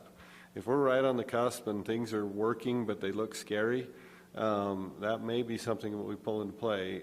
Just for example, though, in our typical peak day during the summer, recognize that people pull more water out to their yards than that, but what we typically put into our pressurized system to kind of fill our reservoirs during the day so people can dump it at night, we put about, on our peak days, about 35 cubic feet per second. So it could be a difference maker if we're really close, but it probably isn't going to be the difference maker to a complete reversal of the situation. But it's not a bad idea, and it's not something that's out of consideration if we're kind of nip and tuck, putting out the word, hey, let's spread this water out across the community. It may be something that we implement. Meaning what we're saying is, residents, you are our farm. It used to be farm grounds. Yeah. You have to become our farm to get our water spread out. Yeah. And that will be, we'll determine that. Now, the next, and we've talked a lot about the AF River. We also have the Dry Creek River coming out. We've got the hollows all up there above Beacon Hills. What are we seeing at this time? I mean, to me, I'm a little nervous because we don't, that comes from everywhere with all these hollows, and it kind of comes in down there at the, I'm just kind of looking. Right down there at Bull River, everything kind of comes together. Yeah, right there at the bottom. So Dry Creek's another significant concern. While we have very limited access to the American Fork River, the challenge with Dry Creek is we have even less access to Dry Creek than we do, the American Fork River. Dry Creek is almost entirely through people's private properties, and a lot of beautiful homes, beautiful settings built against Dry Creek. But as far as access to do maintenance and that type of thing, it's very difficult. So Dry Creek is certainly a concern. The good news is, a lot of those lower foothills over the last couple of weeks have melted off. Not that there's not water still coming down, but we've been able to bring off a lot of that snow, those low foothill snows, which feed a lot of those hollows areas above Beacon Hills and such. There's a little bit of still higher snow, but they're so far so good up there, I guess. Dry Creek still continues to be a significant concern as it comes, through all three communities. It passes through Alpine, Highland, and Lehigh, and it's certainly right there equivalent with American Fork River as far as its potential to flood and impact those that are adjacent to it. Council, any other questions on flooding? I know we have a lot of residents. Is there any residents who'd like to come up and address anything with the flooding? If you do, please come up at this time if you have some concerns on the flooding. We're trying to get out there. I mean, we've met, we recognize that we live in a unique community that is very heavily one religious aspect. So we've brought in those religious leaders from the 5 different LDS stakes, talked with them about emergency plans. We've done our, on Saturday we had the sandbag filling. And what was really interesting for me is a lot of the individuals, we mentioned for individuals to come grab sandbag, And we were trying to ask everyone, if you grab a sandbag, share with us why you're grabbing sandbags, what have you seen that's caused you concerns? And it helped me understand some areas that, hey, we maybe didn't understand this area flooded for this reason or another, because the residents are coming in. But we will keep a message going out there. Like you said, we've got to keep all of our drainages open. We've got to keep our storm drains so they can flow. Just to it's going to be really important as we head into this next 30 to 45 days. So we'll have to all keep us in a prayer that we'll be okay. So is there any other discussion items on the flooding? No, that's fine. Okay, we will now move on to item number 8B, which is the Alpine fence. And Kelly, we have you on. Highway fence. Alpine highway fence, yes. Thank you, Mayor, members of the council. So just really quickly, I understand that as residents and city staff over the years, there has been a lot of miscommunication and misunderstanding as far as who owns that fence.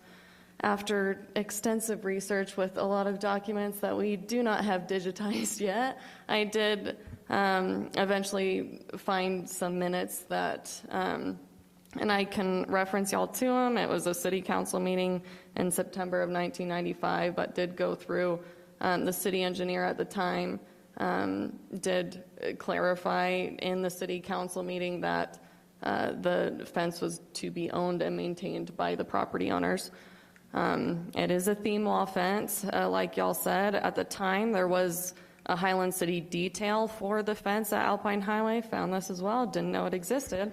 But this goes through, well, it's just construction specifics for the fence that all the developers along Alpine Highway were expected to meet, and that's why you see the consistency of this type of fence where you have several different subdivision plats that were approved along that Alpine Highway. And so as far as moving forward and with replacement of it, basically, so it is a theme wall, and our current theme wall code, as we recognize, wood does not keep well, especially for theme walls, and it is no longer a permitted material in our code for theme walls. As far as replacement of this fence, yes, we are wanting to keep it with the overall theme, but as this was the original Alpine Highway fence detail, if someone does not have the funding or monies to be able to do a nice precast or brick or cinder block or type of fence that, I'm going to give an example, this Timco fence is one that we deem still complying with this overall theme or the intent of the theme of this Alpine Highway fence, where it still meets our current theme wall standards. And so ideally, with the residents wanting to replace, it would be replacing something that looks nice like this.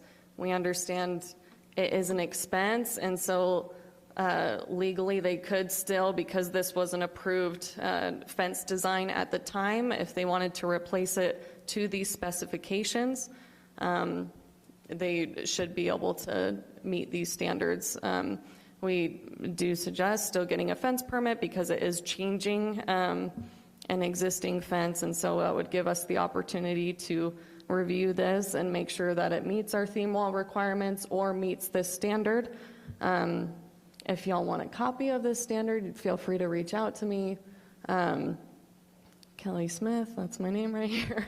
My email's on the Highland City website, and I can give y'all those specifications. But like I said, if y'all are wanting something nicer materials, our theme wall code is in our development code. I can also send y'all that reference. But again, we would have to interpret it as trying to meet this overall theme where coloring materials, we try to be as consistent as we can so we don't have this modge podge of different fencing along Alpine Highway, because we are wanting to keep it looking like a nice corridor like it is. I'm happy to answer any questions. I'm sure there's discussion on this. So, Kelly, I think that one of the problems is this confusion for many years. I mean, the residents have been told different things when they want to come forth and I'm curious to know if there's any interest on the council. I'm interested in maybe doing a joint venture. I mean, it's kind of, it needs to be repaired. It looks bad. We don't want a wood fence in there because it doesn't hold up. It's not in our fencing code now. It is a theme fence. I'm just wondering if we couldn't work out kind of a joint venture between the city and the citizens there, because it seems like it's really expensive. I put in a concrete wall in a home I own over in Pleasant Grove that I'm restoring, and it was pretty expensive. And so I'm just, don't know if other members of the council, if we could work out a deal where we kind of split the costs or work together on this. I'm interested in it. So Scott, how much would you, I mean, if it, I'm just. Well, I need to know costs. Yeah. So the concrete fence that I put around this property, and it went around 1/3 of an acre, cost $50,000, which I think is a lot of money. And but if we did, you know, that's a big fence too. It's a long fence. It would cover a fair amount of this. But you know, the question is, I'd like to know costs, prices, and things, and if the citizens are interested in doing a joint venture, because what I hear from the folks in the audience, they want the city to do all of this, but I think there's generally a feeling that the city can't do it all.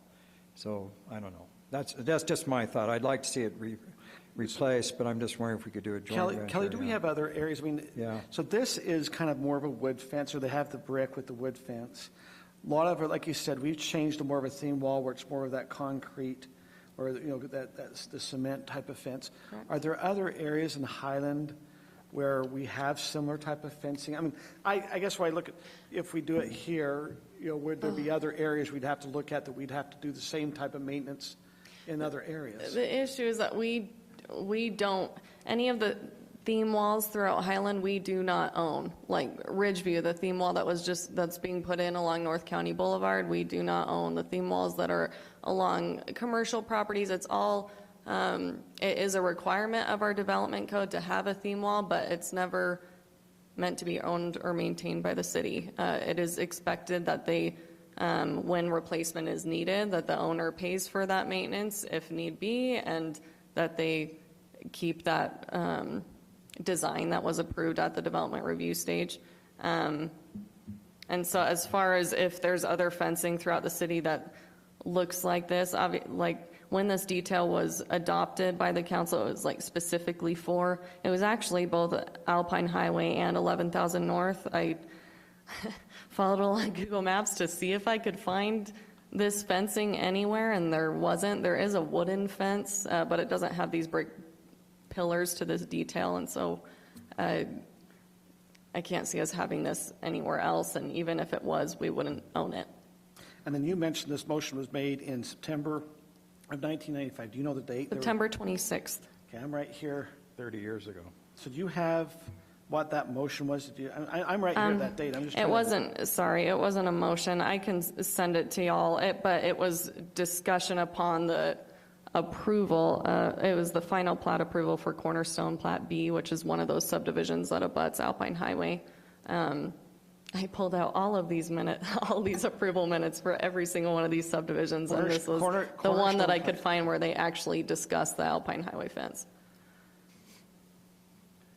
Kelly, do we have any written documentation where city employees have told these residents that this was city property and not private property? I haven't seen any, but again, I've heard several residents and also several city staff being like, well, I thought it was ours, like upon me coming here with like public works staff, like it was just always this kind of confusing. I don't know. I think maybe we've maintained it in the past. Who owned it or not. And maybe people have looked in the past. When I say research, as in it's been a good amount of time trying to figure this out. If someone can do it, Kelly can do it. Oh yeah, totally. So here's what the motion is. It's item number 7, final approval of Cornerstone Plat B.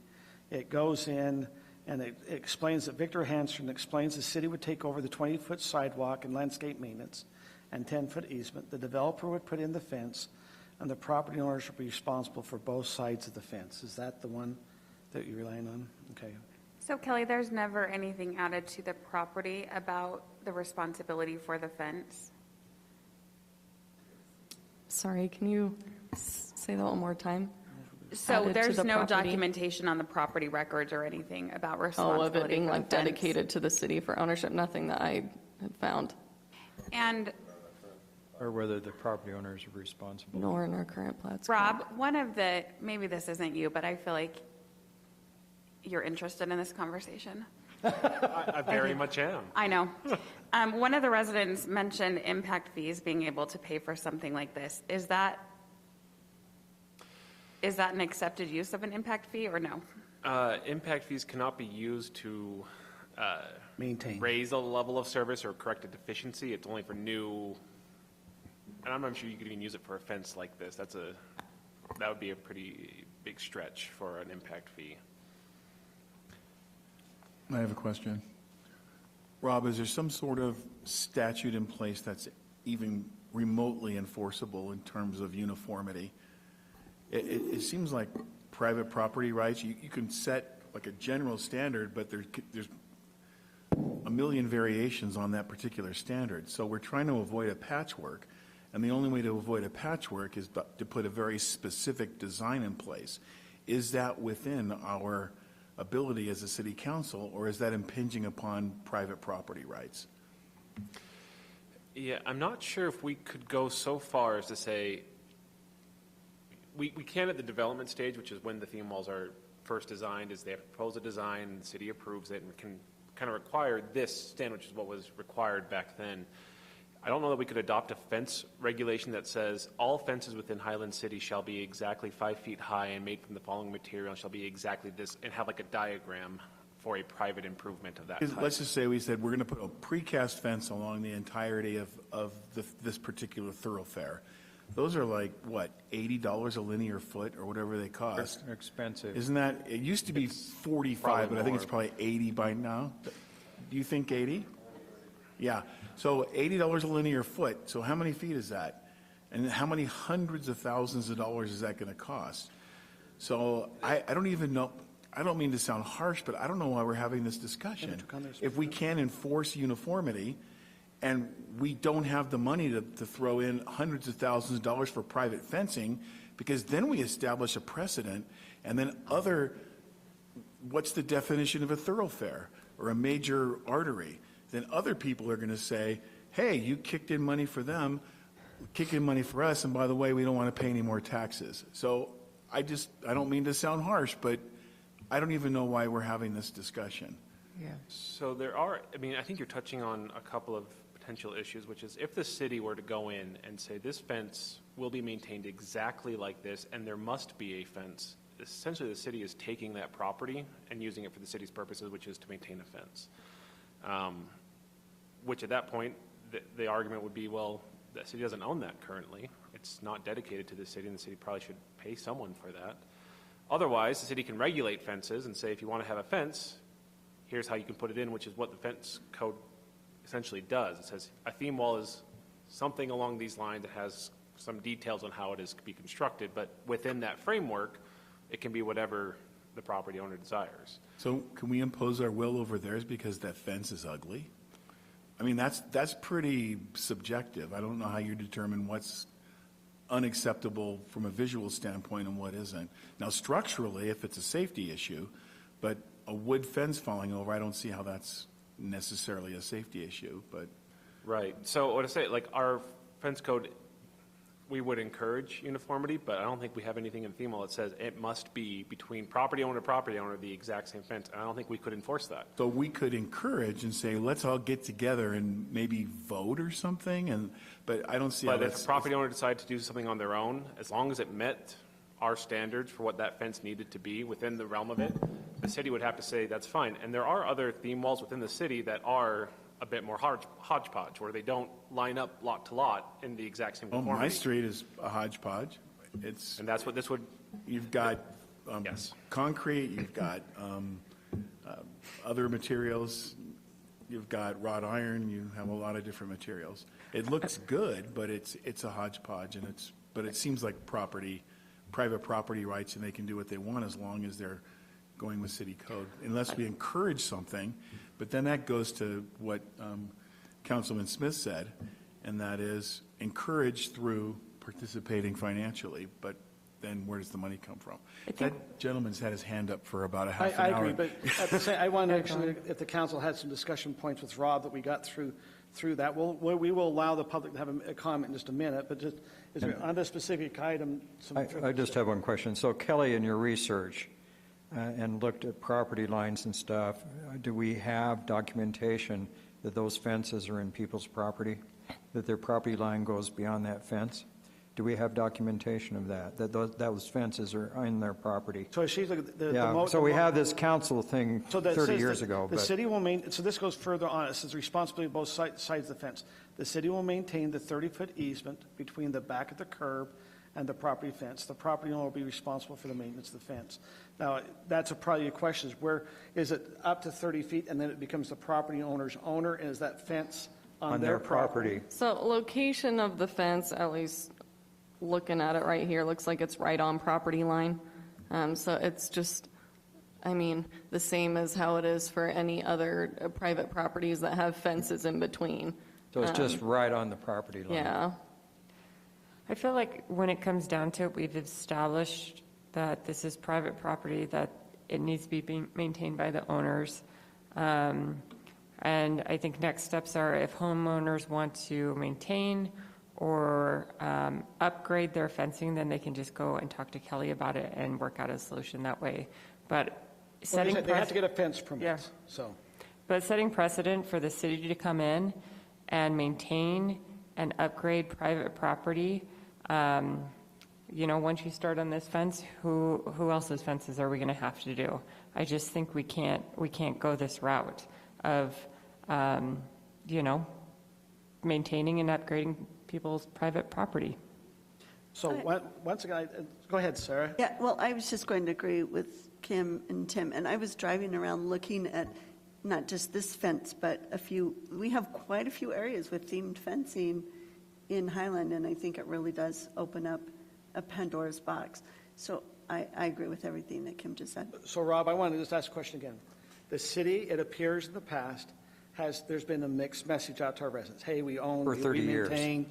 Well, we always say there's mixed message. I've not been part of that where something was set up. But if the city has went and done maintenance, where the city, as the city by doing maintenance, saying, we've changed this motion and we're taking on this ownership, there's the motion, but what the action might be different. I think we got to be careful. Is there legality by action? Does that make sense by doing the maintenance? Generally, no. It's a similar concept as kind of the encroachments we've talked about. If the city has done something once, does that mean the city does that the same way forever, where it's kind of a gray area like this? And generally the answer is no. If the city helped someone with a fence at one point, and this can happen, or any other private improvement, if a city goes in and helps with flood control, public works crews goes into someone's property and helps them clear out some drainage they have, the city isn't taking on ownership of that forever. It's not owned by the city unless the city, gets it dedicated and then the city accepts it. So here, where the city may have done it, it may be a obligation that the council feels is appropriate because of the history to, use public funds to help do this as a public improvement or as a public benefit. That's certainly within your discretion. But as whether this is a requirement for the city to maintain, I don't see that requirement anywhere. There's no contract. It's not the city's maintenance agreement going forward with this fence. Again, that doesn't preclude the city from participating in either here or anywhere else in improvement of something that the city council feels has a public benefit.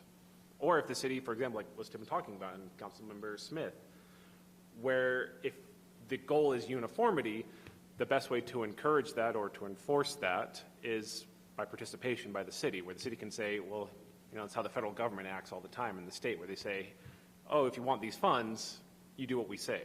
So those are the options available to the city. I don't see a precedent, a legal contractual type obligation imposed on the city because the city helped out at one point years in the past. So that comes back to, I think, Scott, you mentioned, hey, I see that there might have been some maintenance. I'm willing to look at using city funds to help with maintaining or changing out this fence. Is that? Well, I'm not saying long-term maintenance, but I think what you're doing here is you're going to have to do a rebuild. And, there was a mistake with the design in the past, and then there's just been confusion all these years. And I understand the argument, we don't want to send precedents and different things. But I think as a council, we also need to be problem solvers. And, I don't think there's a person in this audience that lives along there that thought that they owned this fence. And so why is that? Why didn't they understand when they bought their home that they owned that fence? I mean, where does this confusion come from? So we go back 30 years and find a motion, but they didn't know that when they bought their house. So it just seems to me there's a problem here, and it's easy to say we're going to follow the rules and we're not going to help out or anything. I just think we need to be a little more open on this issue. Will it mean we have to fix all the theme walls in the city? No, because most people know that's a theme wall and that they own it. And so, like in Ridgeview, there's no doubt that the Boyer people and those people along there own that. I just think there's been a problem in the past, and it's easy to have this black and white solution, but I'm not sure this is a black and white issue. So that's my opinion. I would be interested in what Councilmember Smith said. Mayor, for example, when we were talking about that trail, just barely, you said that you knew that trail was there when you bought the house. You knew what it was. But I am interested to know if any of these homeowners knew what the responsibility of that fence was, or how they would have known that when they purchased their property. Because we talk about that a lot, right? Like, you know what you bought. How would they have known that that was their property? They owned that fence? Or would you assume that? Because it's 30 years, that's where it's hard. And this could have been developed in different stages. And hey, did the developer tell them? I mean, to be honest, I'm looking at my own property and going, okay, I remember what the developer told me, but I'm trying to look at, say, hey, what's changed from what he told me to what the reality is? It's different. And unfortunately, some property owners come up, and on this one, it appears that even some elected officials or the city was confused, because there's been times, I take it, from what, Andy, are we understanding there's been times the cities went and stained the back of this fence, or is that what we're saying, that there's been times that cities went and done maintenance on it? Yeah, the Public Works crews have relayed to me that, per those that have been here a little longer, that at times they've done different replacement of slats, or, help touch up this or that. I don't think that, from what I've understood, there's never been a comprehensive rebuild. Let's go and rebuild or restain or repaint the whole thing. But there has been maintenance at different areas, different pockets, different reasons. So I think there's two different standards. One is a full replacement, one is maintenance, one is we don't have ownership. I mean, I think as a council, hey, are we still willing to help with maintenance of painting and staining? We recognize it's a wood fence, it could get aged. Are you okay with, hey, it now needs to be replaced? Are we okay going in and doing a replacement? Or helping. Or helping, or are we on the side going, no, we believe this, the motion is what it, because I can see that, I think you can argue all three sides. I think we can see all three sides, and that's going to be what we get paid the big bucks for. Anyway, if it's okay, we have a lot of residents here. That was a joke. Let's get people talk. Yeah, we have a lot of residents. We'll let them kind of chime in. We've had the nice gentleman that's had his hand raised. But we'll open up for some public comment, but if you'll keep it respectful, directed on the item. Does that make sense? And we'll keep it to 3 minutes, so if you'll state your name, please, as you come up. Can they tell us if they knew that they owned this fence when they bought the property? That's fine. They can share whatever they like. So my name's Nathan Woodbury. Again, I appreciate that we're having this conversation. I appreciate a lot of the points. I appreciate what you've shared, Kelly. The email, Steve and I, a year ago in April and May, were planning to do our fencing. And so we talked with the city, communicated with Kelly. And here's Kelly's words to me on May 4th in this email. The fence is actually city-owned and maintained, which I'm sure you're aware of. The main issue is that the fence is actually a theme wall. It's meant to be a theme wall consistent along the Alpine Highway. So that's what I've been told. I know a lot of members have been told, yeah, you don't own it, you can't touch it. So that's why when we, the two of us, we grouped together and did our fencing together, because if you group it, you get a lower price. For the perimeters that we did, our total budget was $40,000. The price point, if the city comes in, and whether it helps or whatnot, but the price point would be a lot smaller if you do a much bigger section of it, but we would have done it. We would have put in that section of fencing along that had we had permission. So thank you. One of my concerns, thank you, Nate. Nathan, I guess not.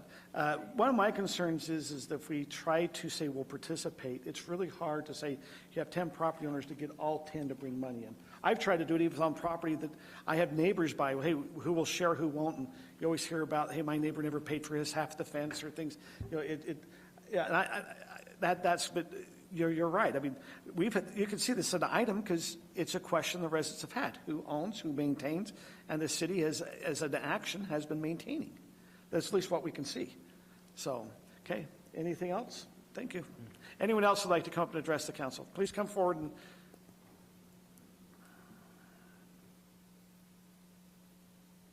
Hi, my name's Amy Brinton. I live along Alpine Highway.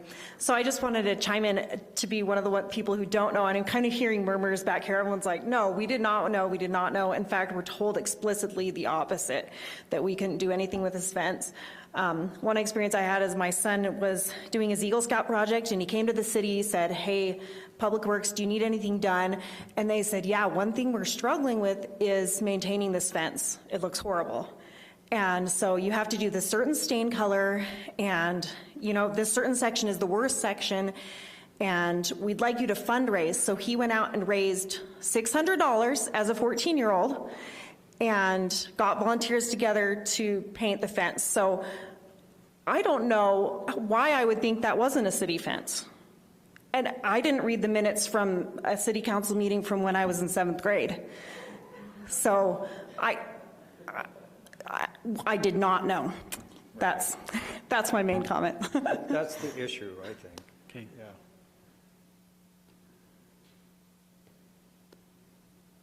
Thanks a lot for this discussion. I just have a question, Kelly. If you'll state your name. Oh, sorry, Sarah McGill. Sorry, thank you so much.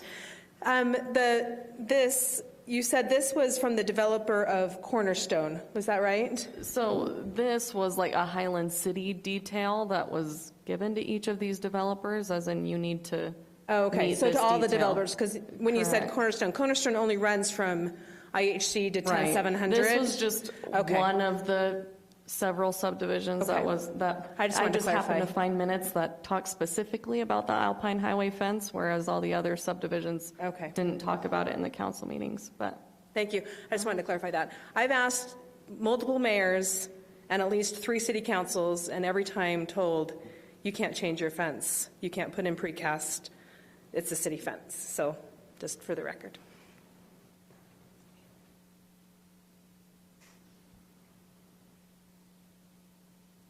I'm Dan Stratton, live along the highway here as well. My question is now that I know that this is my fence and my responsibility, I don't have the money necessarily to do that, and the stone, the brick wall corners are falling down. Can I just remove the whole thing? Because that's one option we have not discussed, is can I just remove that and have a hole there? Because then I'd have faster access to ACE every Saturday. Thank you. I'll let you answer. I think I know the answer, but I'll let legal kind of. I mean, there is the popcorn at Ace. It's a theme wall. Yeah. Yeah, theme wall. Say that again? Yes. Yes to what? That we don't have an obligation for someone to maintain a fence. The obligation on the theme wall was for the developer had to install it with the development. But post-development, once that was completed and they satisfied the conditions of development, everything got recorded, lots are sold. This is now decades ago, probably. Nothing says that a private owner has to maintain this. There is certain requirements for public safety that we will require private owners to maintain, like a stormwater detention basin that might be in someone's yard. We'll say, no, you can't modify that. That's a safety improvement. But here, I don't see anything on our code that says this fence must be maintained in perpetuity by whoever owns this land, and there's no provision in an HOA or other way of maintaining it. So Dan, the answer is yes. It's worse and worse. Okay. which, if y'all are wanting to in the future with future subdivisions have that not be the case, feel free to direct us to work on an amendment, and we would be happy to work on that.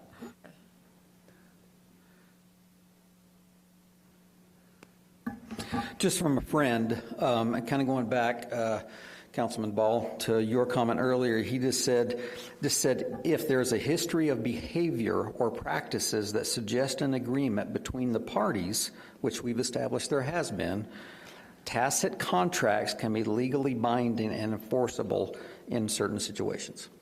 So I would like to explore that a little more. I've heard, of course, what Mr. Patterson has said. I would like to explore that a little more because I think it's obvious that that tacit agreement has existed for 30 years.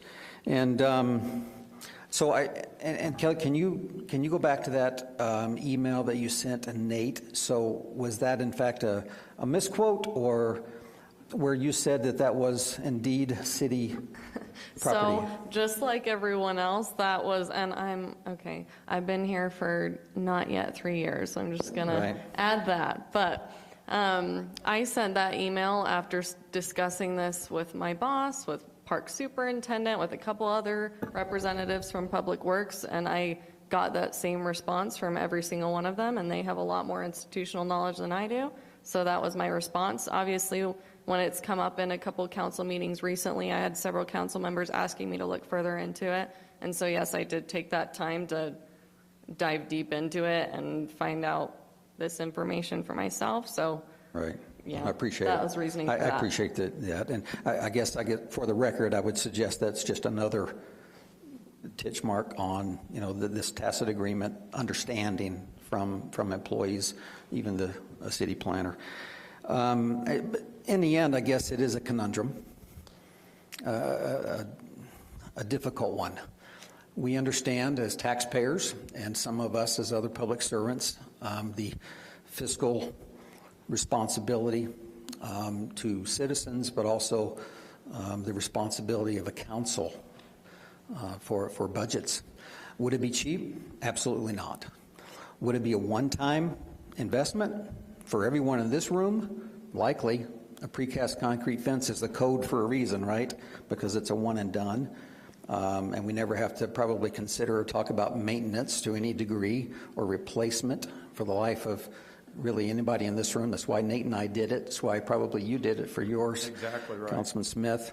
And the other issue, and I want to clarify is Mr. Balls, is again, the private property ownership issue is if it's a theme wall and we have to have the theme, yet at the same time it's owner's responsibility, I'm not sure how those two jibe completely.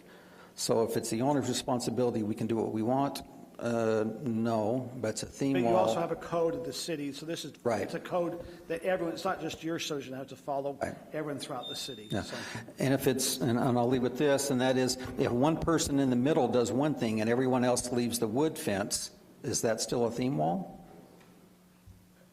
Well, that's what I know. I'm like, after our city attorney calling that out, technically our code does not specify or say basically this fence has to be a theme wall and all look the same in perpetuity. It's basically the only requirement we have is that when this is subdivided, that the developer provide a theme wall with these specifications. And so, yeah, technically as far as maintenance or replacement, we don't have requirements outside of our typical fence standards. Is now my understanding. And I just want to make another comment because, because clearly from what the residents have told us today, they got direct communication from the city that the city owned this, and they didn't take action. And so I'm amending a little bit what my opinion was earlier, because this is very clearly, I think the city has to take some responsibility here. I don't know how much, I would like to know how much it costs. I definitely think we need to know that before we can make any decisions. I can speak to that. Right now on 6800 West, our currently contracted price for 6-foot precast concrete fence is like just under $126 a foot. So, and that was contracted about 18 months ago, so it's probably a little bit more like 130, maybe 135 What's the today. linear footage along that stretch? What's the linear footage along that, the measurement? How many feet would we need? Does anyone have an approximation? We can get that quick off the county for you. And real then, quick. while you're doing that, I have a comment, and I'm sorry, sir, what is your name? Steve. I respectfully disagree on one of your points, because you said it several times that it was tacitly, in other words, you were implying and you were saying on the record that it was a fact that we were responsible because of this implied agreement. I don't think that reaches that level of like a legal level of agreement and that our responsibility. I think that remains to be determined. Wouldn't you agree with that, Rob? Well, I think that will be, you can have one attorney have one opinion, one have another. Well, that's what I'm saying. I just think it's important on the record because this gentleman, and I understand your position, you make great points, but he said several times that this is how it is, and he said on the record. So I want to say on the record that I don't think it's reached that level of threshold that it is a fact. I think it remains to be determined, and I don't accept the fact that it has been determined. So, Council, let's kind of this is where, as I kind of look at through this, because I'm going to kind of chime in. It's clear that the city has been maintaining this fence. Now, to me, a maintenance is replacing probably broken slats or maybe some staining. It does not appear the city's ever made the motion to actually go and replace a complete fence section. So I would lean that if we were going to do something, we continue maintaining. Does that make sense? Now, if the residents want to go and put in a concrete fence, which would be according to our code, they could go do that. If they decide to remove it, it's their property. If we look to probably go, now on the other behalf, if we said, let's go replace this fence, I have to look at it from and I think all of us do. We look at, is this the best for all of taxpayers in Highland on a private property to be able to go forward and do that? I think we'd have to look at, it appears that, this is probably larger than a mile, so it's going to probably cost over $500,000 to go and put a fence in.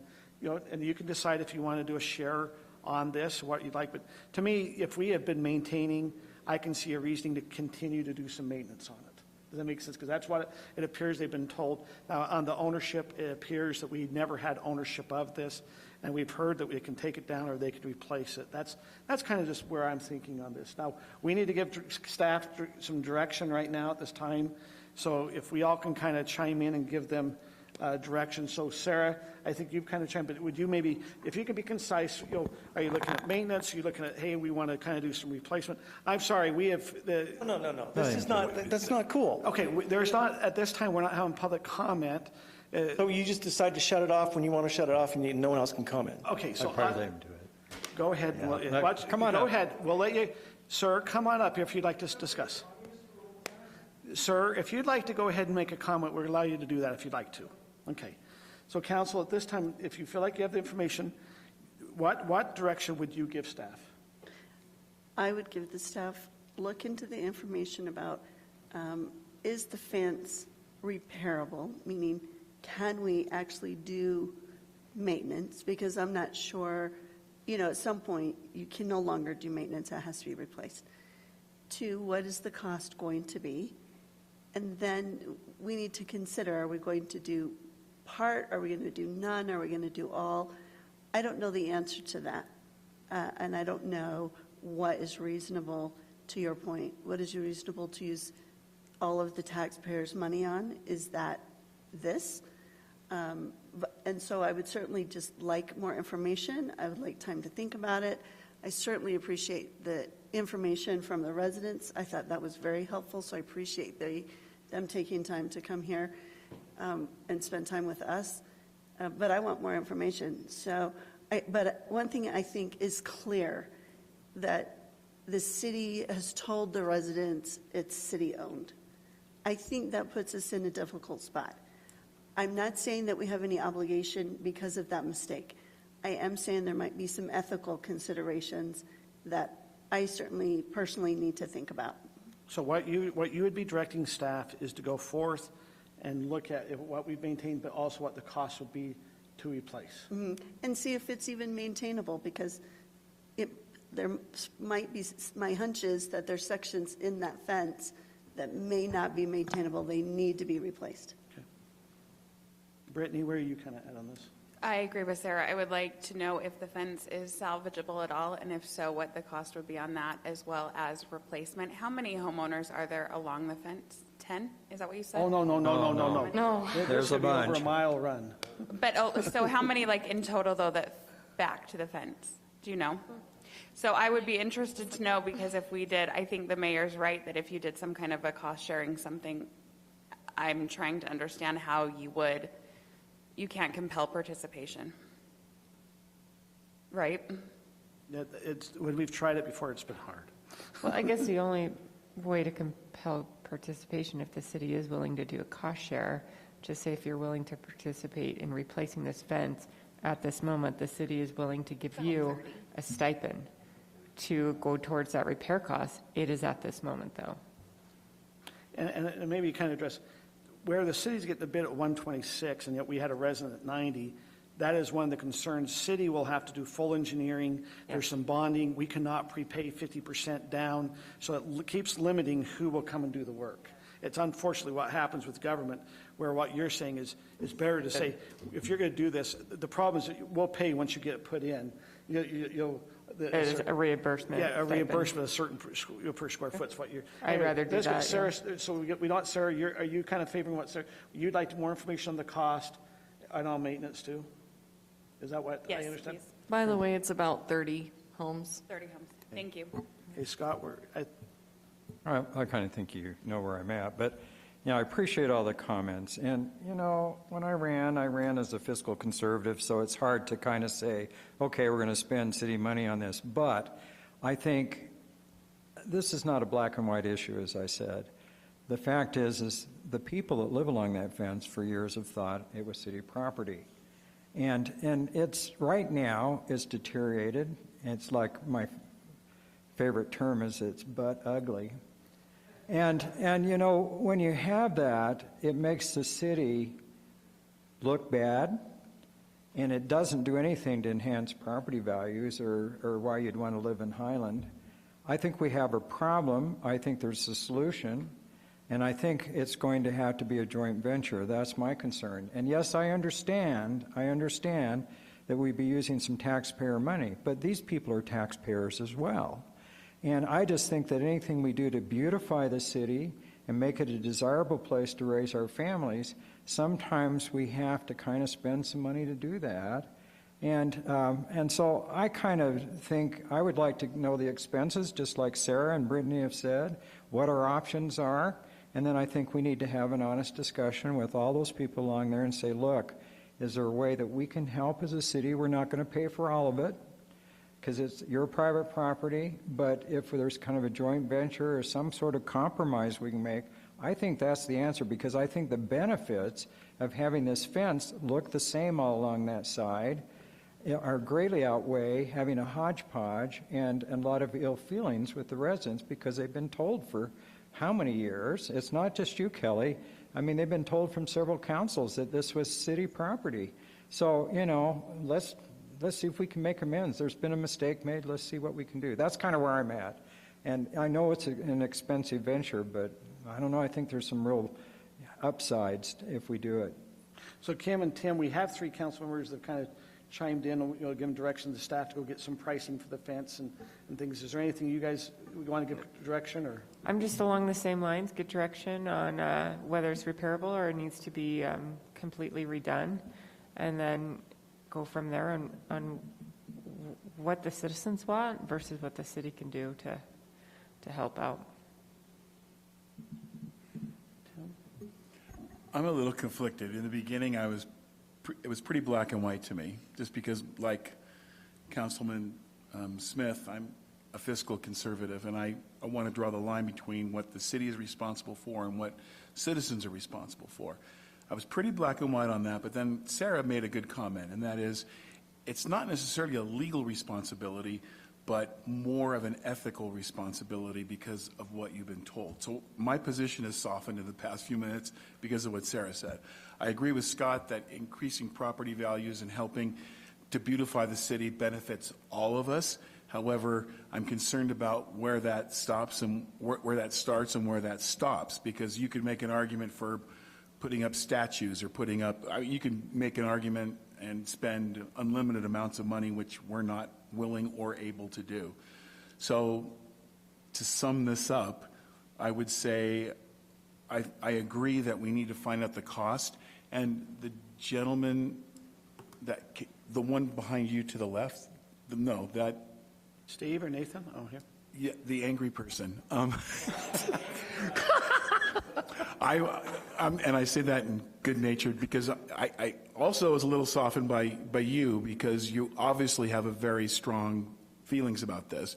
I would love to talk to you when this, if you're still here, well, that's not for me to say. Go ahead. Come on up. Okay, will you please Sir, come and can state you your please name? come to the front? Thank you. You have to be in the minutes. Sorry, here you come. And feel free to talk. Feel free to talk to me later. I want to know. Please state your name. My name's Mike Martin. I live on the highway, obviously. As I've watched this meeting tonight, you guys have gone through and you spent $200,000 that you approved for striping a road that's been there for, 2 years? Okay. Then we approved another $100,000 to sweep the roads to beautify the community. It was 31,000. Better. Per year? Yeah. Going up 7? Sure. You did a 3-year contract, right? 1 year contract, it's 31. 1 year, 7% per year Basically thereafter, $100,000. $100,000. Okay. So we go ahead and we talk about that. Then we talk about all the paths and that stuff that we want to do, this beautification. You're willing to go walk the path to see where you want to put in a new path? Why don't you go walk the fence and not drive past it at 45 miles an hour? Look at it yourselves. I mean, it reflects our community. That fence, everything, everybody in this room, everybody that comes in here goes down that road. Is that the image that we want? There's been a tremendous amount of confusion as far as who owns it. I've been told you guys, the city owns it.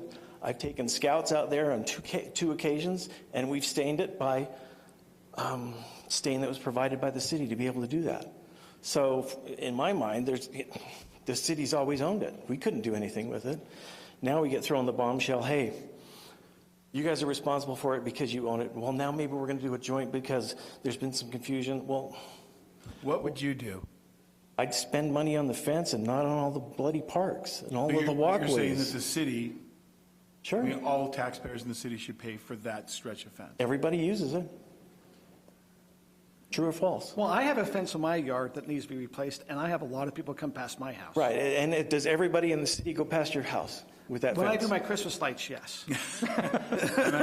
I think there's an answer When in comes past between. my house, someone comes Obviously, around. there's going to be some middle ground in order No, for this I to work. agree. And I get a little bit passionate, so I'm a little, amped up. But I think the point is that it's not a black and white issue. It needs to have some debate, and I think that we need to, adjust some of our priorities as a city. We keep talking about putting in these paths and more paths and more paths, and I know my utilities have gone up 40 to 50%. And I don't understand it because I don't use the paths that much. But that's just me. I don't know how everyone else feels. But no, anyway. I appreciate your passion on this issue. So, no, I sincerely do. Well, Mike, thank you for coming up. Okay, so I think staff, what the understanding is, we would like to understand the cost of replacing that fence, and then we can then decide on, I think then bring it back to the council. And then also, I think we need to understand what the maintenance cost, it appears we've had a lot of Eagle projects out there, things of that nature, so it might be hard to find in the budget, so. I need a clarification, if it's okay, Mayor. When you say the cost of replacing, everything we've been quoting in the meeting and tossing around is cost of replacing in like a precast concrete. Are we saying cost of replacing is precast concrete, or are we saying cost of repair to make it look good like it did when it first started, but keeping it wood? Well, let's look at all options.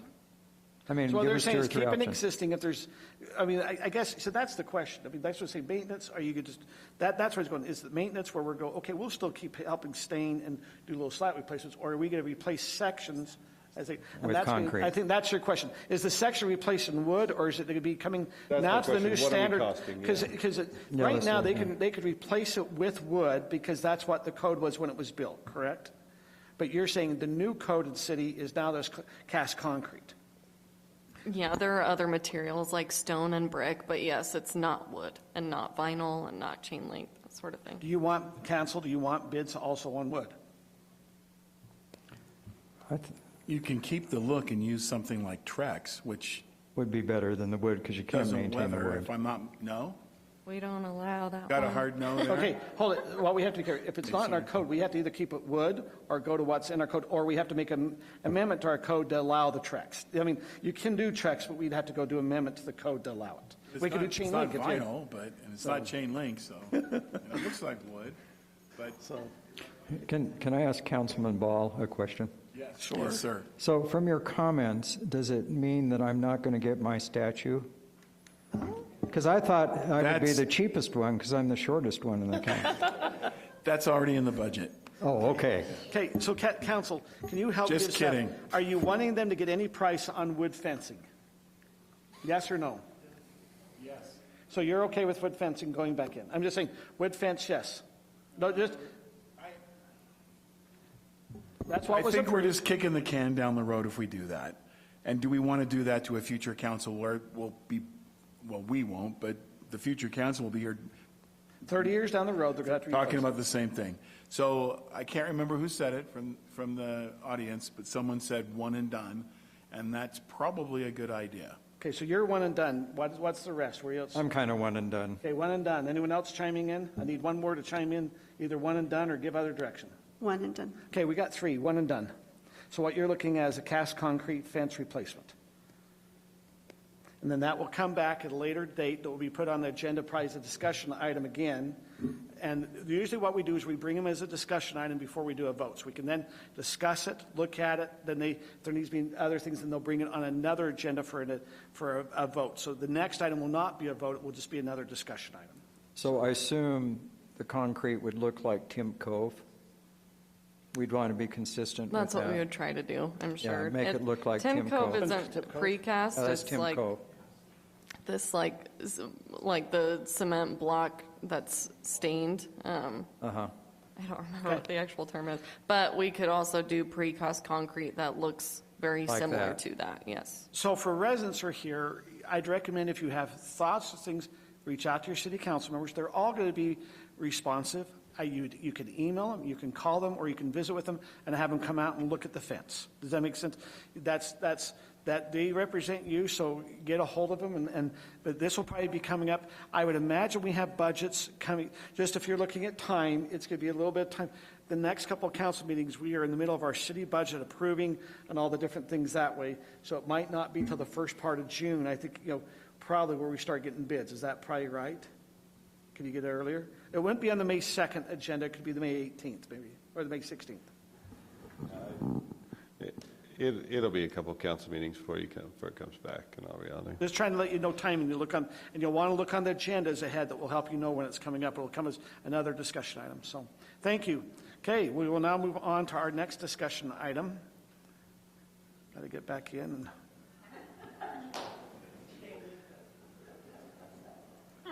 And okay, the next one is the favorite thing: trail corridor and chain link fences for municipal. So we're doing chain link fence now along Alpine Highway. Is that what we're talking about right now?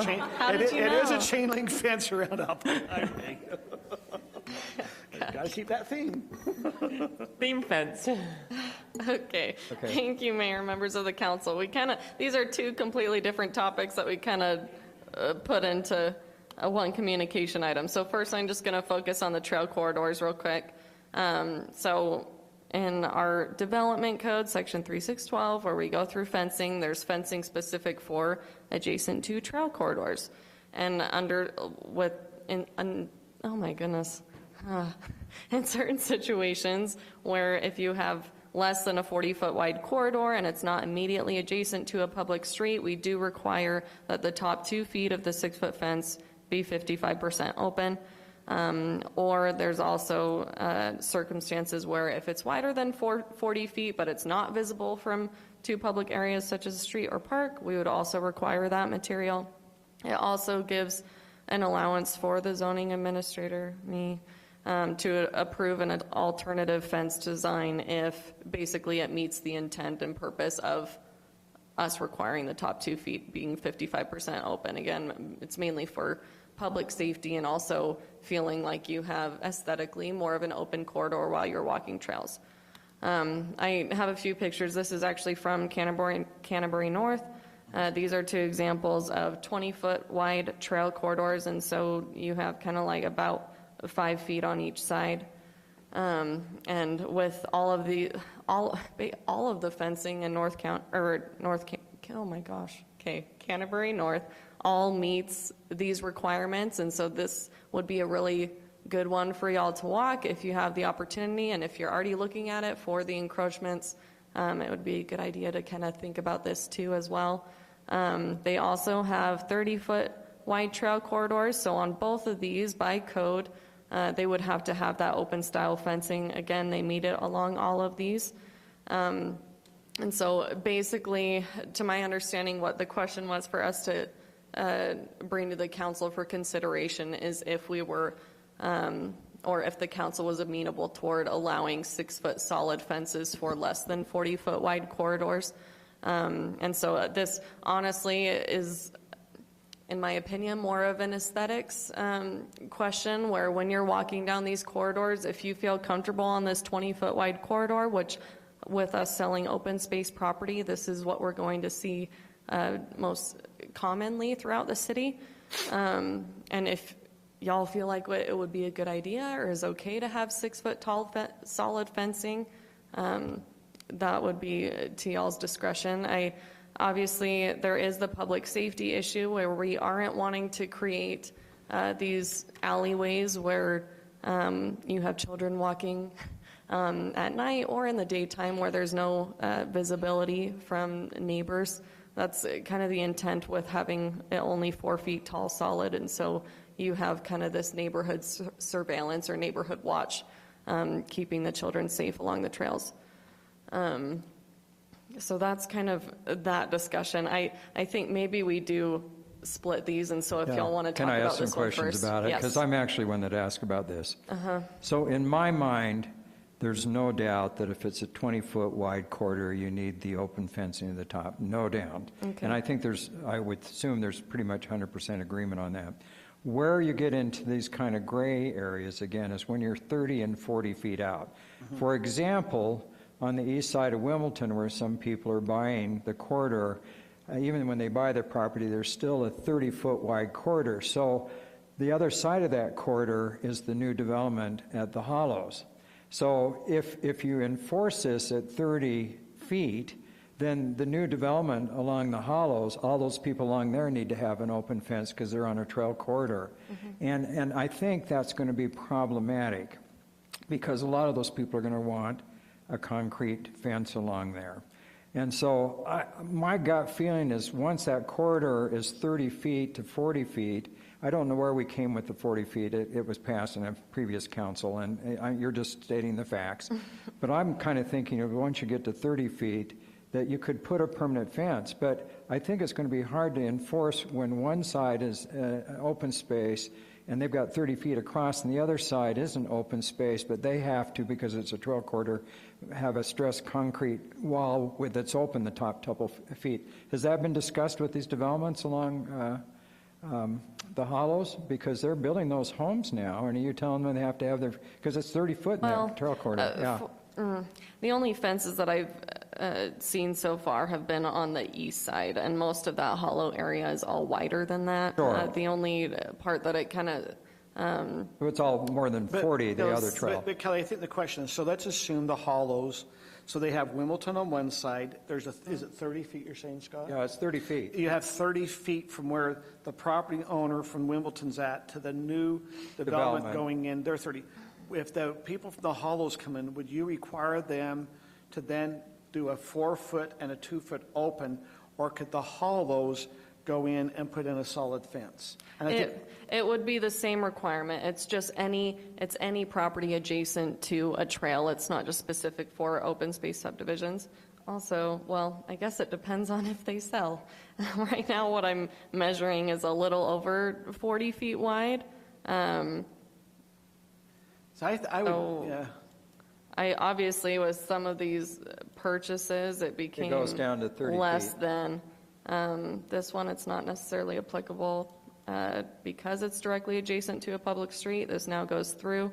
But they could buy within 5 feet of the trail. And so maybe what you're looking at helps us understand that property owner, that since we sold that 5 feet. Now they would have to do it. Yeah, that's kind of the awkward thing with selling this property. Go down to the third house and measure that, because isn't that 30 feet still? That's bumped in. This one? Yeah, zoom in a little bit there. Now, they bought that little, is that, just click on that. They bought it, Yeah, they purchased that. See, this is, 31. 31 feet. Where before, is it just 5 feet they bought? Is that- Where before it would have been How much would it 40. have been before? It would have been 40. Yeah, they would have. So by selling, so what's happened is in the Wimbledon or in other subdivisions where we've sold that up to 5 feet of the trail, where it might have been 40, we've closed it in to where it comes 30. And so now both sides have to have 4 feet and a 2-foot open. Correct. So council, what's your question you have for the council then, Kelly? Well, I brought this because of being a request So from Scott, is it Councilmember just to Smith. look at if we want to keep that if it's 30 feet? Well, my feeling is without a doubt, if it's 20 feet, it needs to be open on both sides. Once you get out to 30-plus feet, I think that you could have a solid fence, because 30 foot's a wide, I'd like to measure this dais. I think 30 feet's a pretty wide trail corridor, and I think those are safe. So, I don't know. That's my feeling, because I think you're going to have a problem trying to make all the people along the hollows put in that type of fence that border that trail. I do want to know, and I guess maybe y'all could consider doing something similar where we do have this provision where even if it's greater than 40, if we notice that it's not visible from 2 public areas, that we would require it. And so maybe we switch that to 30, where it still gives staff the discretion to recognize if we consider it a public safety issue, where it's not visible from I wouldn't certain go areas. down less than 30. I really support the 20 and up to the 30 with the open fences, but I just think it's a little too much at 40. That's kind of my feeling. Chiefs, do you have any concern going down to 30, having it solid? It's public safety we're kind of looking at. I mean, I understand there's aesthetics, but the 30 feet, does that seem to be, it's not closing in the corridor enough?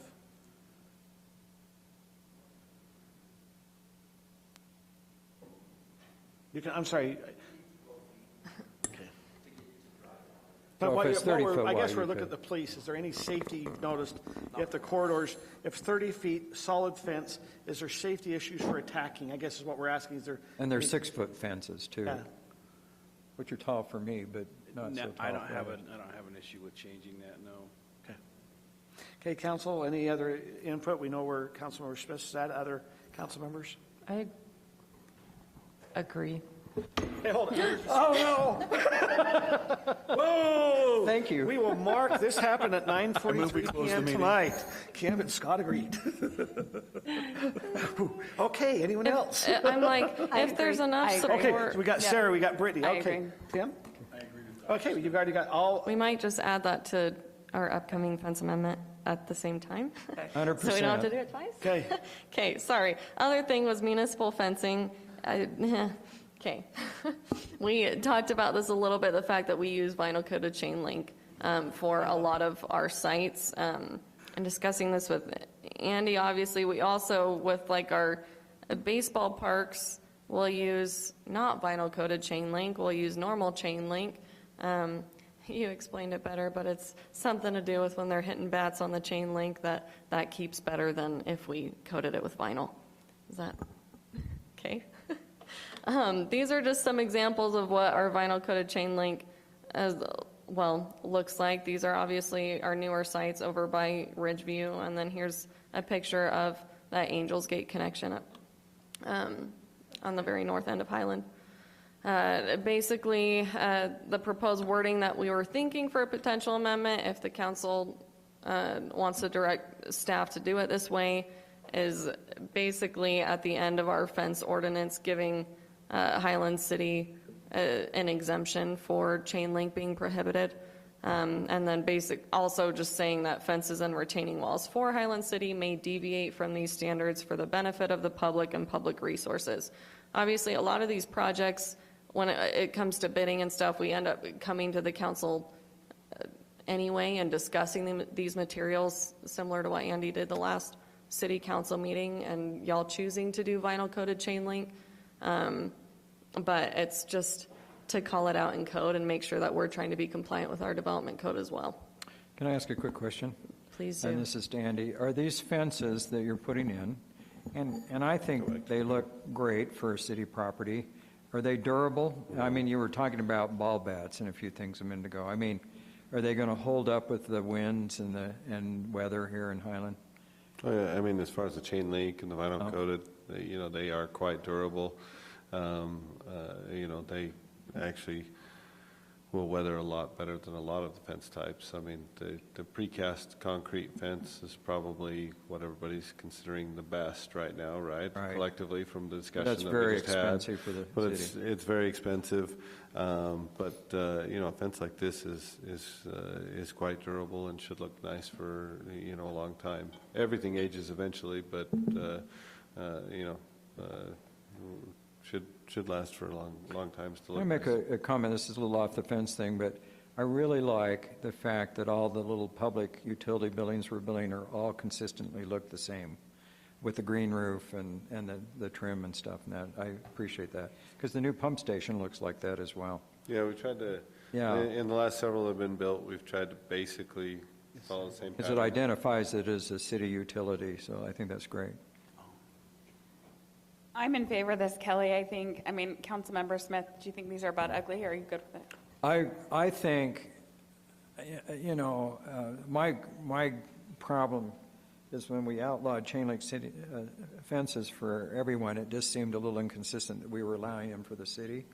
But I think this is a good option for the city because we do need to be fiscally responsible as best as we can. So the question is do we need to address the chain link part for the rest of the city, or do we want us to be an exception? And I'm fine either way, to be honest. I'm not opposed to these. I'm fine being an exception and saving our fence money for other things. I'm fine with it being an exception, just because this is not residential areas. This is, utility areas, and this looks good with the black chain link fence. What you're saying is this is more open, it's not, we're not trying to enclose it with the big seam walls. Whereas One residential thing is I think we, as a council, have to look at, though, we've just talked about Alpine Highway. When we're looking to do the park maintenance building, I think we got to be careful. If chain link, I think that's a different criteria because you're sitting right in a residential area. And I think that's what we've got to be kind of a little bit sensitive. For sure. Hey, if you're starting to get, like, this is by a canal. Does that make sense? You're off by the side of a canal. There's a different assumption versus if you're sitting in the middle of certain, right next to homes. Okay. So, okay. Give you the direction. You have the direction you need? Yes, thank you. Okay. Well, now, anything else on that, Not on that one. Okay. We'll now move on to the item number D, which is storm drains, fence height, and parkway detail. Okay, me again. That's my last one, I think. Yes, it is. Okay, so this one ended up, this came up because of some, realizations that we had on some things that we didn't have very specifically outlined in code, and we had trouble trying to figure out ways to implement it where, and this is specifically regarding our parkway detail and storm drainage and directing storm drainage onto our public rights-of-way, and also fence heights. A lot of this is, ultimately, we're working on updating our parkway detail. It hasn't been updated fully for a long time, and our practice has been different from what is actually on there. Just as an example, our parkway detail still has the 2-foot tall berms where for maintenance reasons we have decided to stop doing the berms. However, it's still in our detail, and so that's one of those examples that we're going to be updating. Storm drainage is something that's going on to Planning Commission next Tuesday, and then y'all will see it soon after. Basically, again, purpose of this is to direct drainage that we may be liable for, as in drainage on city property, to public rights-of-way. This came up from developers that are developing areas that we maintain, and they were not wanting to pay for the extra fill to make the grade or make the slope negative to direct the drainage to the public right-of-way, resulting in drainage going to private property. And it was difficult for us to come up with all these code sections to try to say we are requiring a 2% slope and this is why. And so we're making that very clear so we don't run into that issue again. It has been resolved, but just so we don't run into that in the future. Also, for fence height, we are clarifying that in code, it's very, very confusing, and we wrote it in a way trying to solve specific situations that were coming up.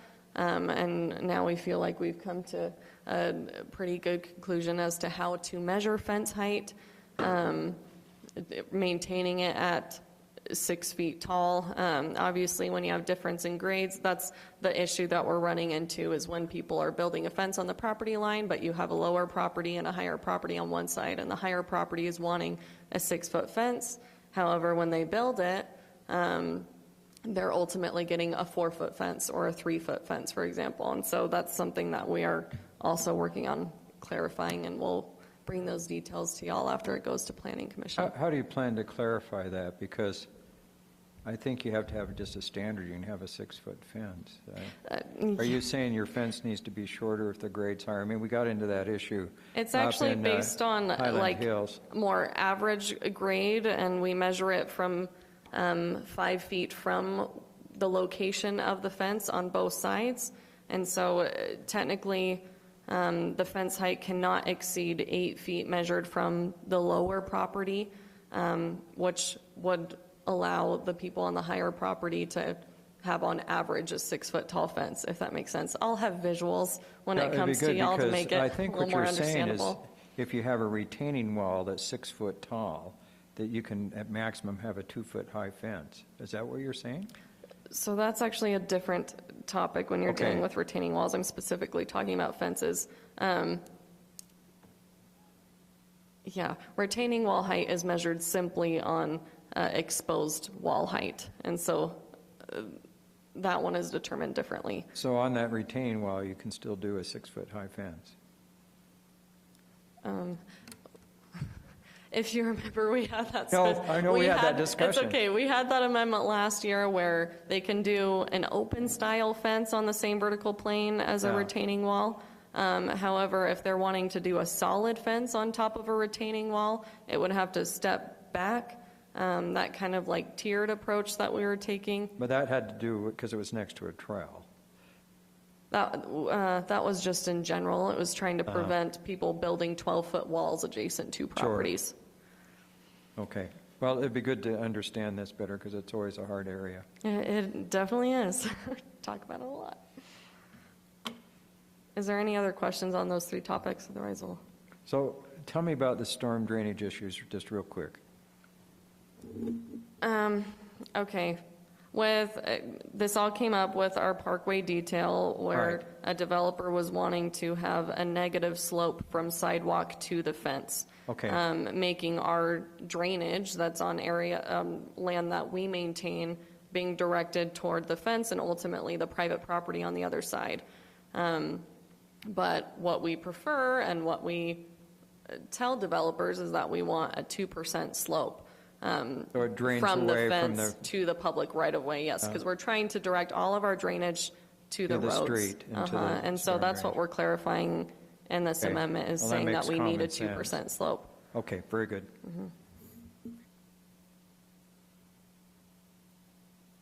Okay, grammar retention schedule. Thank you, Mayor and Council. As I'm going to ask you to dig back in your memory a bit, a little over a year ago, Stephanie and I worked together to come up with a update to the city's code regarding government records. I also proposed some retention schedules, which are the list of how long the city holds on to records before it can destroy them or pass them on to the state archives. We discussed this a little over a year ago. The council reviewed it. In general, as I recall the conversation, in favor of the code changes that streamlined it, made it more in line with state law. Had some concerns about retention schedules and wanted to understand those better. The council moved to table that item and to have a workshop on it. Soon after, there was some changes in our city leadership, and we forgot about it. So we were reminded about it, so we're trying to bring it back to the council to see how would you like us to proceed at this point. So we have a code written now, which is just a change to the city's code regarding government records that brings it in line with state law and gives direction to our records officer, Stephanie, how to handle public requests for public records, especially requests claiming that they are in the public interest and all of that. It clarified our fees and how we handle and process records. And that was one part of it. And the other part is retention schedules. We'd kind of come up with some. We had talked about maybe just adopting the state archives retention schedule that they establish. Mostly just wanted to bring this back and try to remind you of it. It's been a long time since we've discussed it. I had to go through and refresh my memory of it and see how you wanted us to proceed. Do you want us to bring this back as a workshop? Do you want us to bring this back as an action item on the code? Do you want us to approach retention schedules in a particular way? Just trying to get this one closed up in one way or another. I would like you to make your general advice. I think it would be an awful workshop. It would be. To be honest. It would be. So Rob, what you're trying to say is state code is at 3 or 5 years, we have to retain the schedules? Yeah, let me give you some examples. So part of the problem we have with retention schedules, state, we don't really have one. We adopted a set that the state promulgated for municipalities that the state then revoked, but we haven't updated ours in decades since we adopted our initial code. So part of it is we just update our code, make it more streamlined, but how do we hold on to records? So the state has a bunch of retention schedules. So if we're looking at emails, how long do we have to hold on to emails? Well, that depends on what's in the content. There's at least 3 or 4 different schedules for different types of emails. Emails that are transitory, that just say, got it, good job, whatever, those can be deleted immediately. Emails that relate to the implementation of policy can be kept for 3 years and then deleted. Emails that relate to the development of policy have to be kept for 3 years and then transferred to the state archives. There's different rules for payment and payrolls, where payments to contractors have to be kept for 7 years as part of their contract, but insurance contracts have to be kept for 15 years, but payroll for other things are only kept for 5 years. There's a lot of different standards. Our thought was, we look at all the state standards, pick the longest one that applies to a series of record, and just says, emails, 7 years. That's the longest the state says to keep it. We'll just adopt that for everything, and then kind of go through all of our records and try to come up with an easier way of managing city records. The current practice is we just keep everything, which kind of leads to a lot of excess records that we don't necessarily need. Certain things we'll keep forever. All of our meeting stuff is kept forever, but we had a question from our IT staff, for example, that actually kind of triggered this, which was, hey, how long do you want to keep your emails before we purge our server of them? We're like, oh, we don't know. We need to bring that back to the council. So right now it's kind of forever, but I'd be happy to come up with a simplified retention schedule that kind of goes on the longest process for everything, and then bring it back to you to review and try to avoid having a very fun workshop on schedules. I need to inspect that. Okay. Anything else? What are you needing from us, Rob? Just direction. I've heard from Councilmember Smith, don't hold the workshop, just come up with our best recommendation, sound policy as we can think of it, and then present it to the council to review and then go from there. But other opinions, different? I want to just say I agree. Twice? Okay, I'll back up again. With Councilmember Smith. Yes. I think it's almost 10 o'clock. Yeah, we're going to be agreeable on a lot of things right now. No, I think it's best to follow your advice. We need to be consistent with state code. And so to me, it's a no-brainer. So are you guys okay, as long as, he'll be back a motion, as long as it's following state code is what you're looking at, right, Rob? Anyone else feel different? That's what I'm hearing. Okay. We Great. have the February financial reports here. Now, at this time, it is 9:59. As a council, we've kind of looked, if it hits 10 o'clock, that magical hour, we need a motion to continue, or we're going to just conclude our meeting at this time. I move that we continue for 12 minutes. Okay. For both the financial report and the update from Alpine Food Storage, because you can do that pretty quickly. Yep. Okay. Okay. Tyler, you still have 10 minutes. I can do mine in 2. Okay, that's a motion. Do I have a second? Second. Okay, we will now, all in favor? Aye. Okay, we've now moved to 10:10. Although, Tyler, I believe you can do it in 6 minutes. It's financials. I love it. Clock's ticking.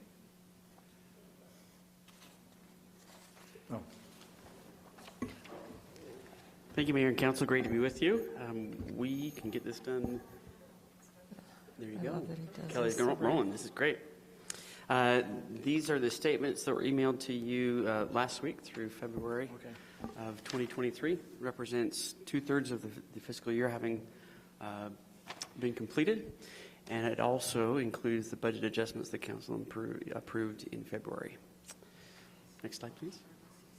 So some highlights. General fund, pretty consistent with our previous report. Tax revenues at about 72%.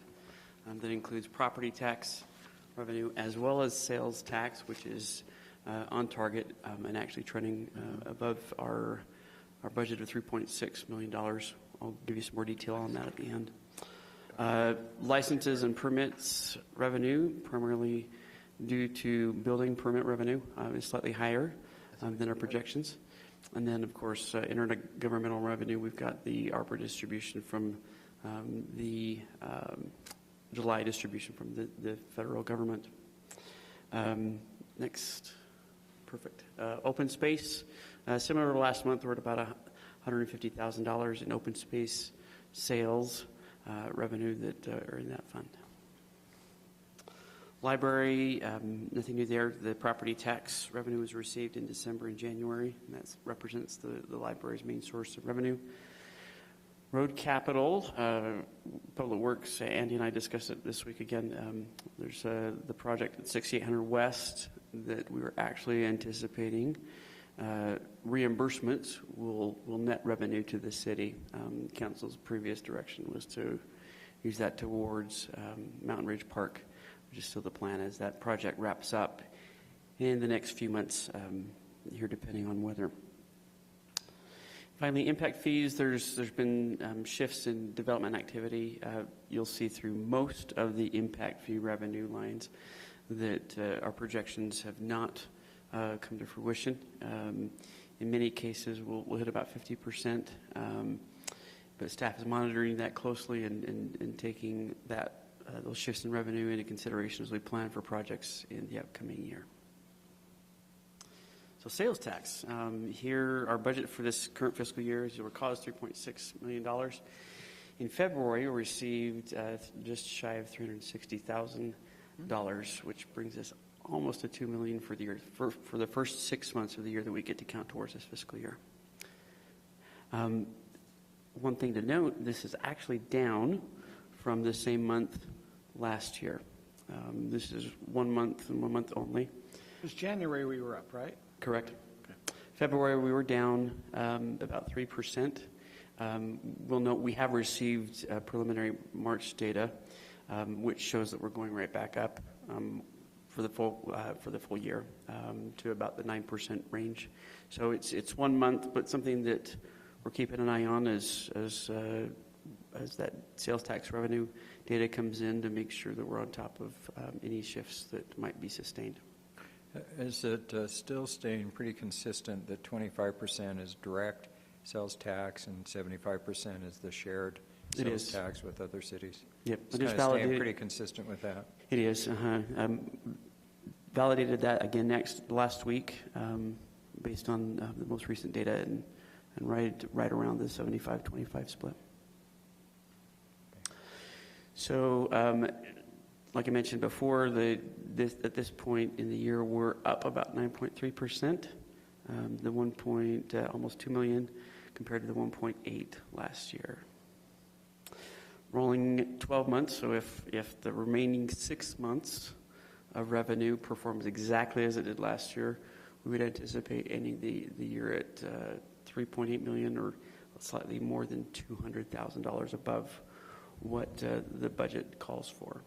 So, any questions or comments? I really appreciate your summary. This is great. You know, one thing I'd like to clarify in some public meeting, I think once in a while, we heard tonight a gentleman said, gee, my property taxes, I pay more property taxes to Highland. I don't think people understand that we have not had a property tax increase in 15 years. Correct. In fact, we decreased it 13 years ago. And so the increases that people see are the school district and the county. And sometimes I think we need to clarify that, because a lot of people think, oh, I'm paying more property tax and the city's getting all this more money, but they're not. Our property tax has been flat except for growth in the city, right? Correct. Actually, very specific to examples that have been brought up this evening, they're paying less to the city than they were 10 years ago. That's right, because we get a smaller percentage. We're down at 11.1% of the property tax comes to it, or something like that. Individual properties will vary, right? As maybe one part of the city is assessed differently, and that's all to the county. But overall, to your point, Councilman, the amount of revenue that the city receives on property tax from existing properties that were here prior, is the exact same. So that the dollar amount does not change. Okay. The change that folks are seeing is, by and large, from the school district. Who now takes 73%, I think, of all our property tax. And unfortunately, I mean, we have not maybe done property tax, but we have brought about some fees. I mean, it's hard. I mean, we are going to, and I've said this, we always look good as a city because we've not done property tax increase what others have, but we went and put road fees and we went and put public safety fees, which once you lump all that in, we probably fit more in the middle with all the other cities. Just being very transparent there. It's not like, hey, we're not the bottom guy. I wish we always could say that, but at the same time, as a city, we've not pulled a lot of bonds, and so the cash is important. That it's just if you pull bonds, you can fluctuate a little bit different, but we're trying to stay steady. So. Who is the bottom guy? I mean, that doesn't matter right now. I just always wondered. It's going to be like a Payson or a Santaquin. It's going to be someone down south. So, okay. Then that you done? Okay. Thank you. My report is Alpine Food Storage. I have received an email today from Shireen, who's one of the owners there. They mentioned that they did pass their fire marshal inspection on the 11th. They are starting to move inventory down on their floor down in American Fork. They are waiting for their business permit and inspection. One of the things they're struggling with is they says we're trying to contact American Fork City ever since via email, but the only way we can communicate is regarding the building inspection is through email, and they're waiting to hear from them. They mentioned that I asked her some questions, and they would like to open earlier, but right now they believe that they'll open on May 15th. Down there at the new location, American Fork. She did put down in the email, we appreciate your patience and efficiency of Highland City. I think they're going through that regulatory government stuff through another city, but she's still favorable towards the situation here. And we appreciate Alpine Food Storage being responsive to this is where we had a resident that had a business in a residential area. We've worked with them to be able to move that out of a residential area. And we just ask that they report back on how soon that will happen. So, and I appreciate the update. I think they're working hard, but they've got to be done by June 30th for sure. Yeah, but, and Kelly, you have so much on your plate, and you need to know that we appreciate you very much. I think you've done a great job. And but one thing we're going to have to look at kind of in the future, I mean, we all in our boxes got some complaints from a resident who's concerned about another home visit or business. And so at some point we're going to have to, and I think it's complaint driven, we're going to have to look at some of these other home businesses who are exceeding what's allowed in the city. The complaint, now Kelly does not handle the complaints anymore. We have a code enforcement officer. Oh, that's right. I'm sorry. And but I work with her closely, so I can also relay any it's Haley. What Councilmember Smith's mentioning is most of the council, I believe every council member, you received a little letter, probably two of them, in your mailbox pertaining to the Scotty's plow there on 4800 West. There's a complaint about a business operating there. But with that, let's kind of look across the upcoming items that we have. And I want to make sure our agenda, everyone looks at the scheduling here. Oh, Halston just disappeared on me. Let's see where to go. Okay, we have our next meeting. Will be on May 2nd. I'm sorry, we have a budget work session on April 24th. It shows on. And that's a Monday, right? Okay. And I will not be here for that. Okay, so you would not. But I let Aaron know. Okay, so on April 24th, a Monday, we have a budget work session. That at 7. That's a what? Okay. What? May 2nd, we have a city council will be a work session and a regular meeting. Now, the work session will be, anyone know what the work session is? Oh, I think it's going to be the impact fees. Or It's the park impact fees. Okay, May 10th, we have Lone Peak Public Safety, but I also believe we moved May 10th to be, is that our community open house? It was on the 11th, but Aaron sent a text out to all of us, asked if we could move the 10th. On May 11th, we found out that that's Hope of America for like Highland Elementary and things that way, and they were wondering if we could move to the 10th. I think there were three. If we moved it to May 10th, which is a Wednesday night, is there a conflict with individuals on moving it to that Wednesday night? Some have chimed in saying yes. I'm unavailable that night. You're unavailable? On the Wednesday. On I'm May available 10th, but the 11th you're available? Correct. Okay. Others? May 10th? I can do either. I can do May 10th. I will be going to Hope of America. So on the 11th you can't do, you can do the 10th?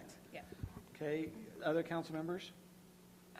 Is Hope of America the same night for everyone? It No, is it's for some. different. Some are going to be on the 9th, and some are going to be on the 11th, I think, right? What we're hearing. I don't know what, we know how Freedom Element, not Freedom. I don't Tell me know. when Freedom's is. I don't know. Good. Well, she put it in the text. Okay, while you guys are looking at that. I'll be at that. Okay, our next city council, we have a work session again on May 16th. And then I believe we also have, what we don't have in here, I thought we had a budget open house. On the 17th, you do have your community open house, different, you're kind of a community budget meeting, different from the regular city open house. Okay, that will be the Wednesday, the 17th. On the 17th. Okay. And just, if you're looking at your schedules, there's a lot coming up, so I just want to make sure you knew that. So we do have a closed session tonight for some legality aspects that we need to discuss on that. So if we can, if there's no other further items, if we can make a motion to close the closed session. So moved. That we move to closed session to discuss And imminent legal threat? imminent Up legal here, threat. whatever it is. Imminent litigation. Okay. It's right here, Scott. Okay, I know I've got it here on my thing. City Council may recess to convene in closed session to discuss items as provided by Utah Code annotated 52-4-205. I assume that's what's there, right? Yep. I have a motion Or by Scott. reasonably imminent- Scott, can you specify litigation in that motion? Okay. Litigation. Reasonably imminent litigation to discuss I pending. have Scott as a motion. Kim, are you still second on that? Yeah, I'm still second. All in favor? Yep. We are now in closed session. Thank you for coming.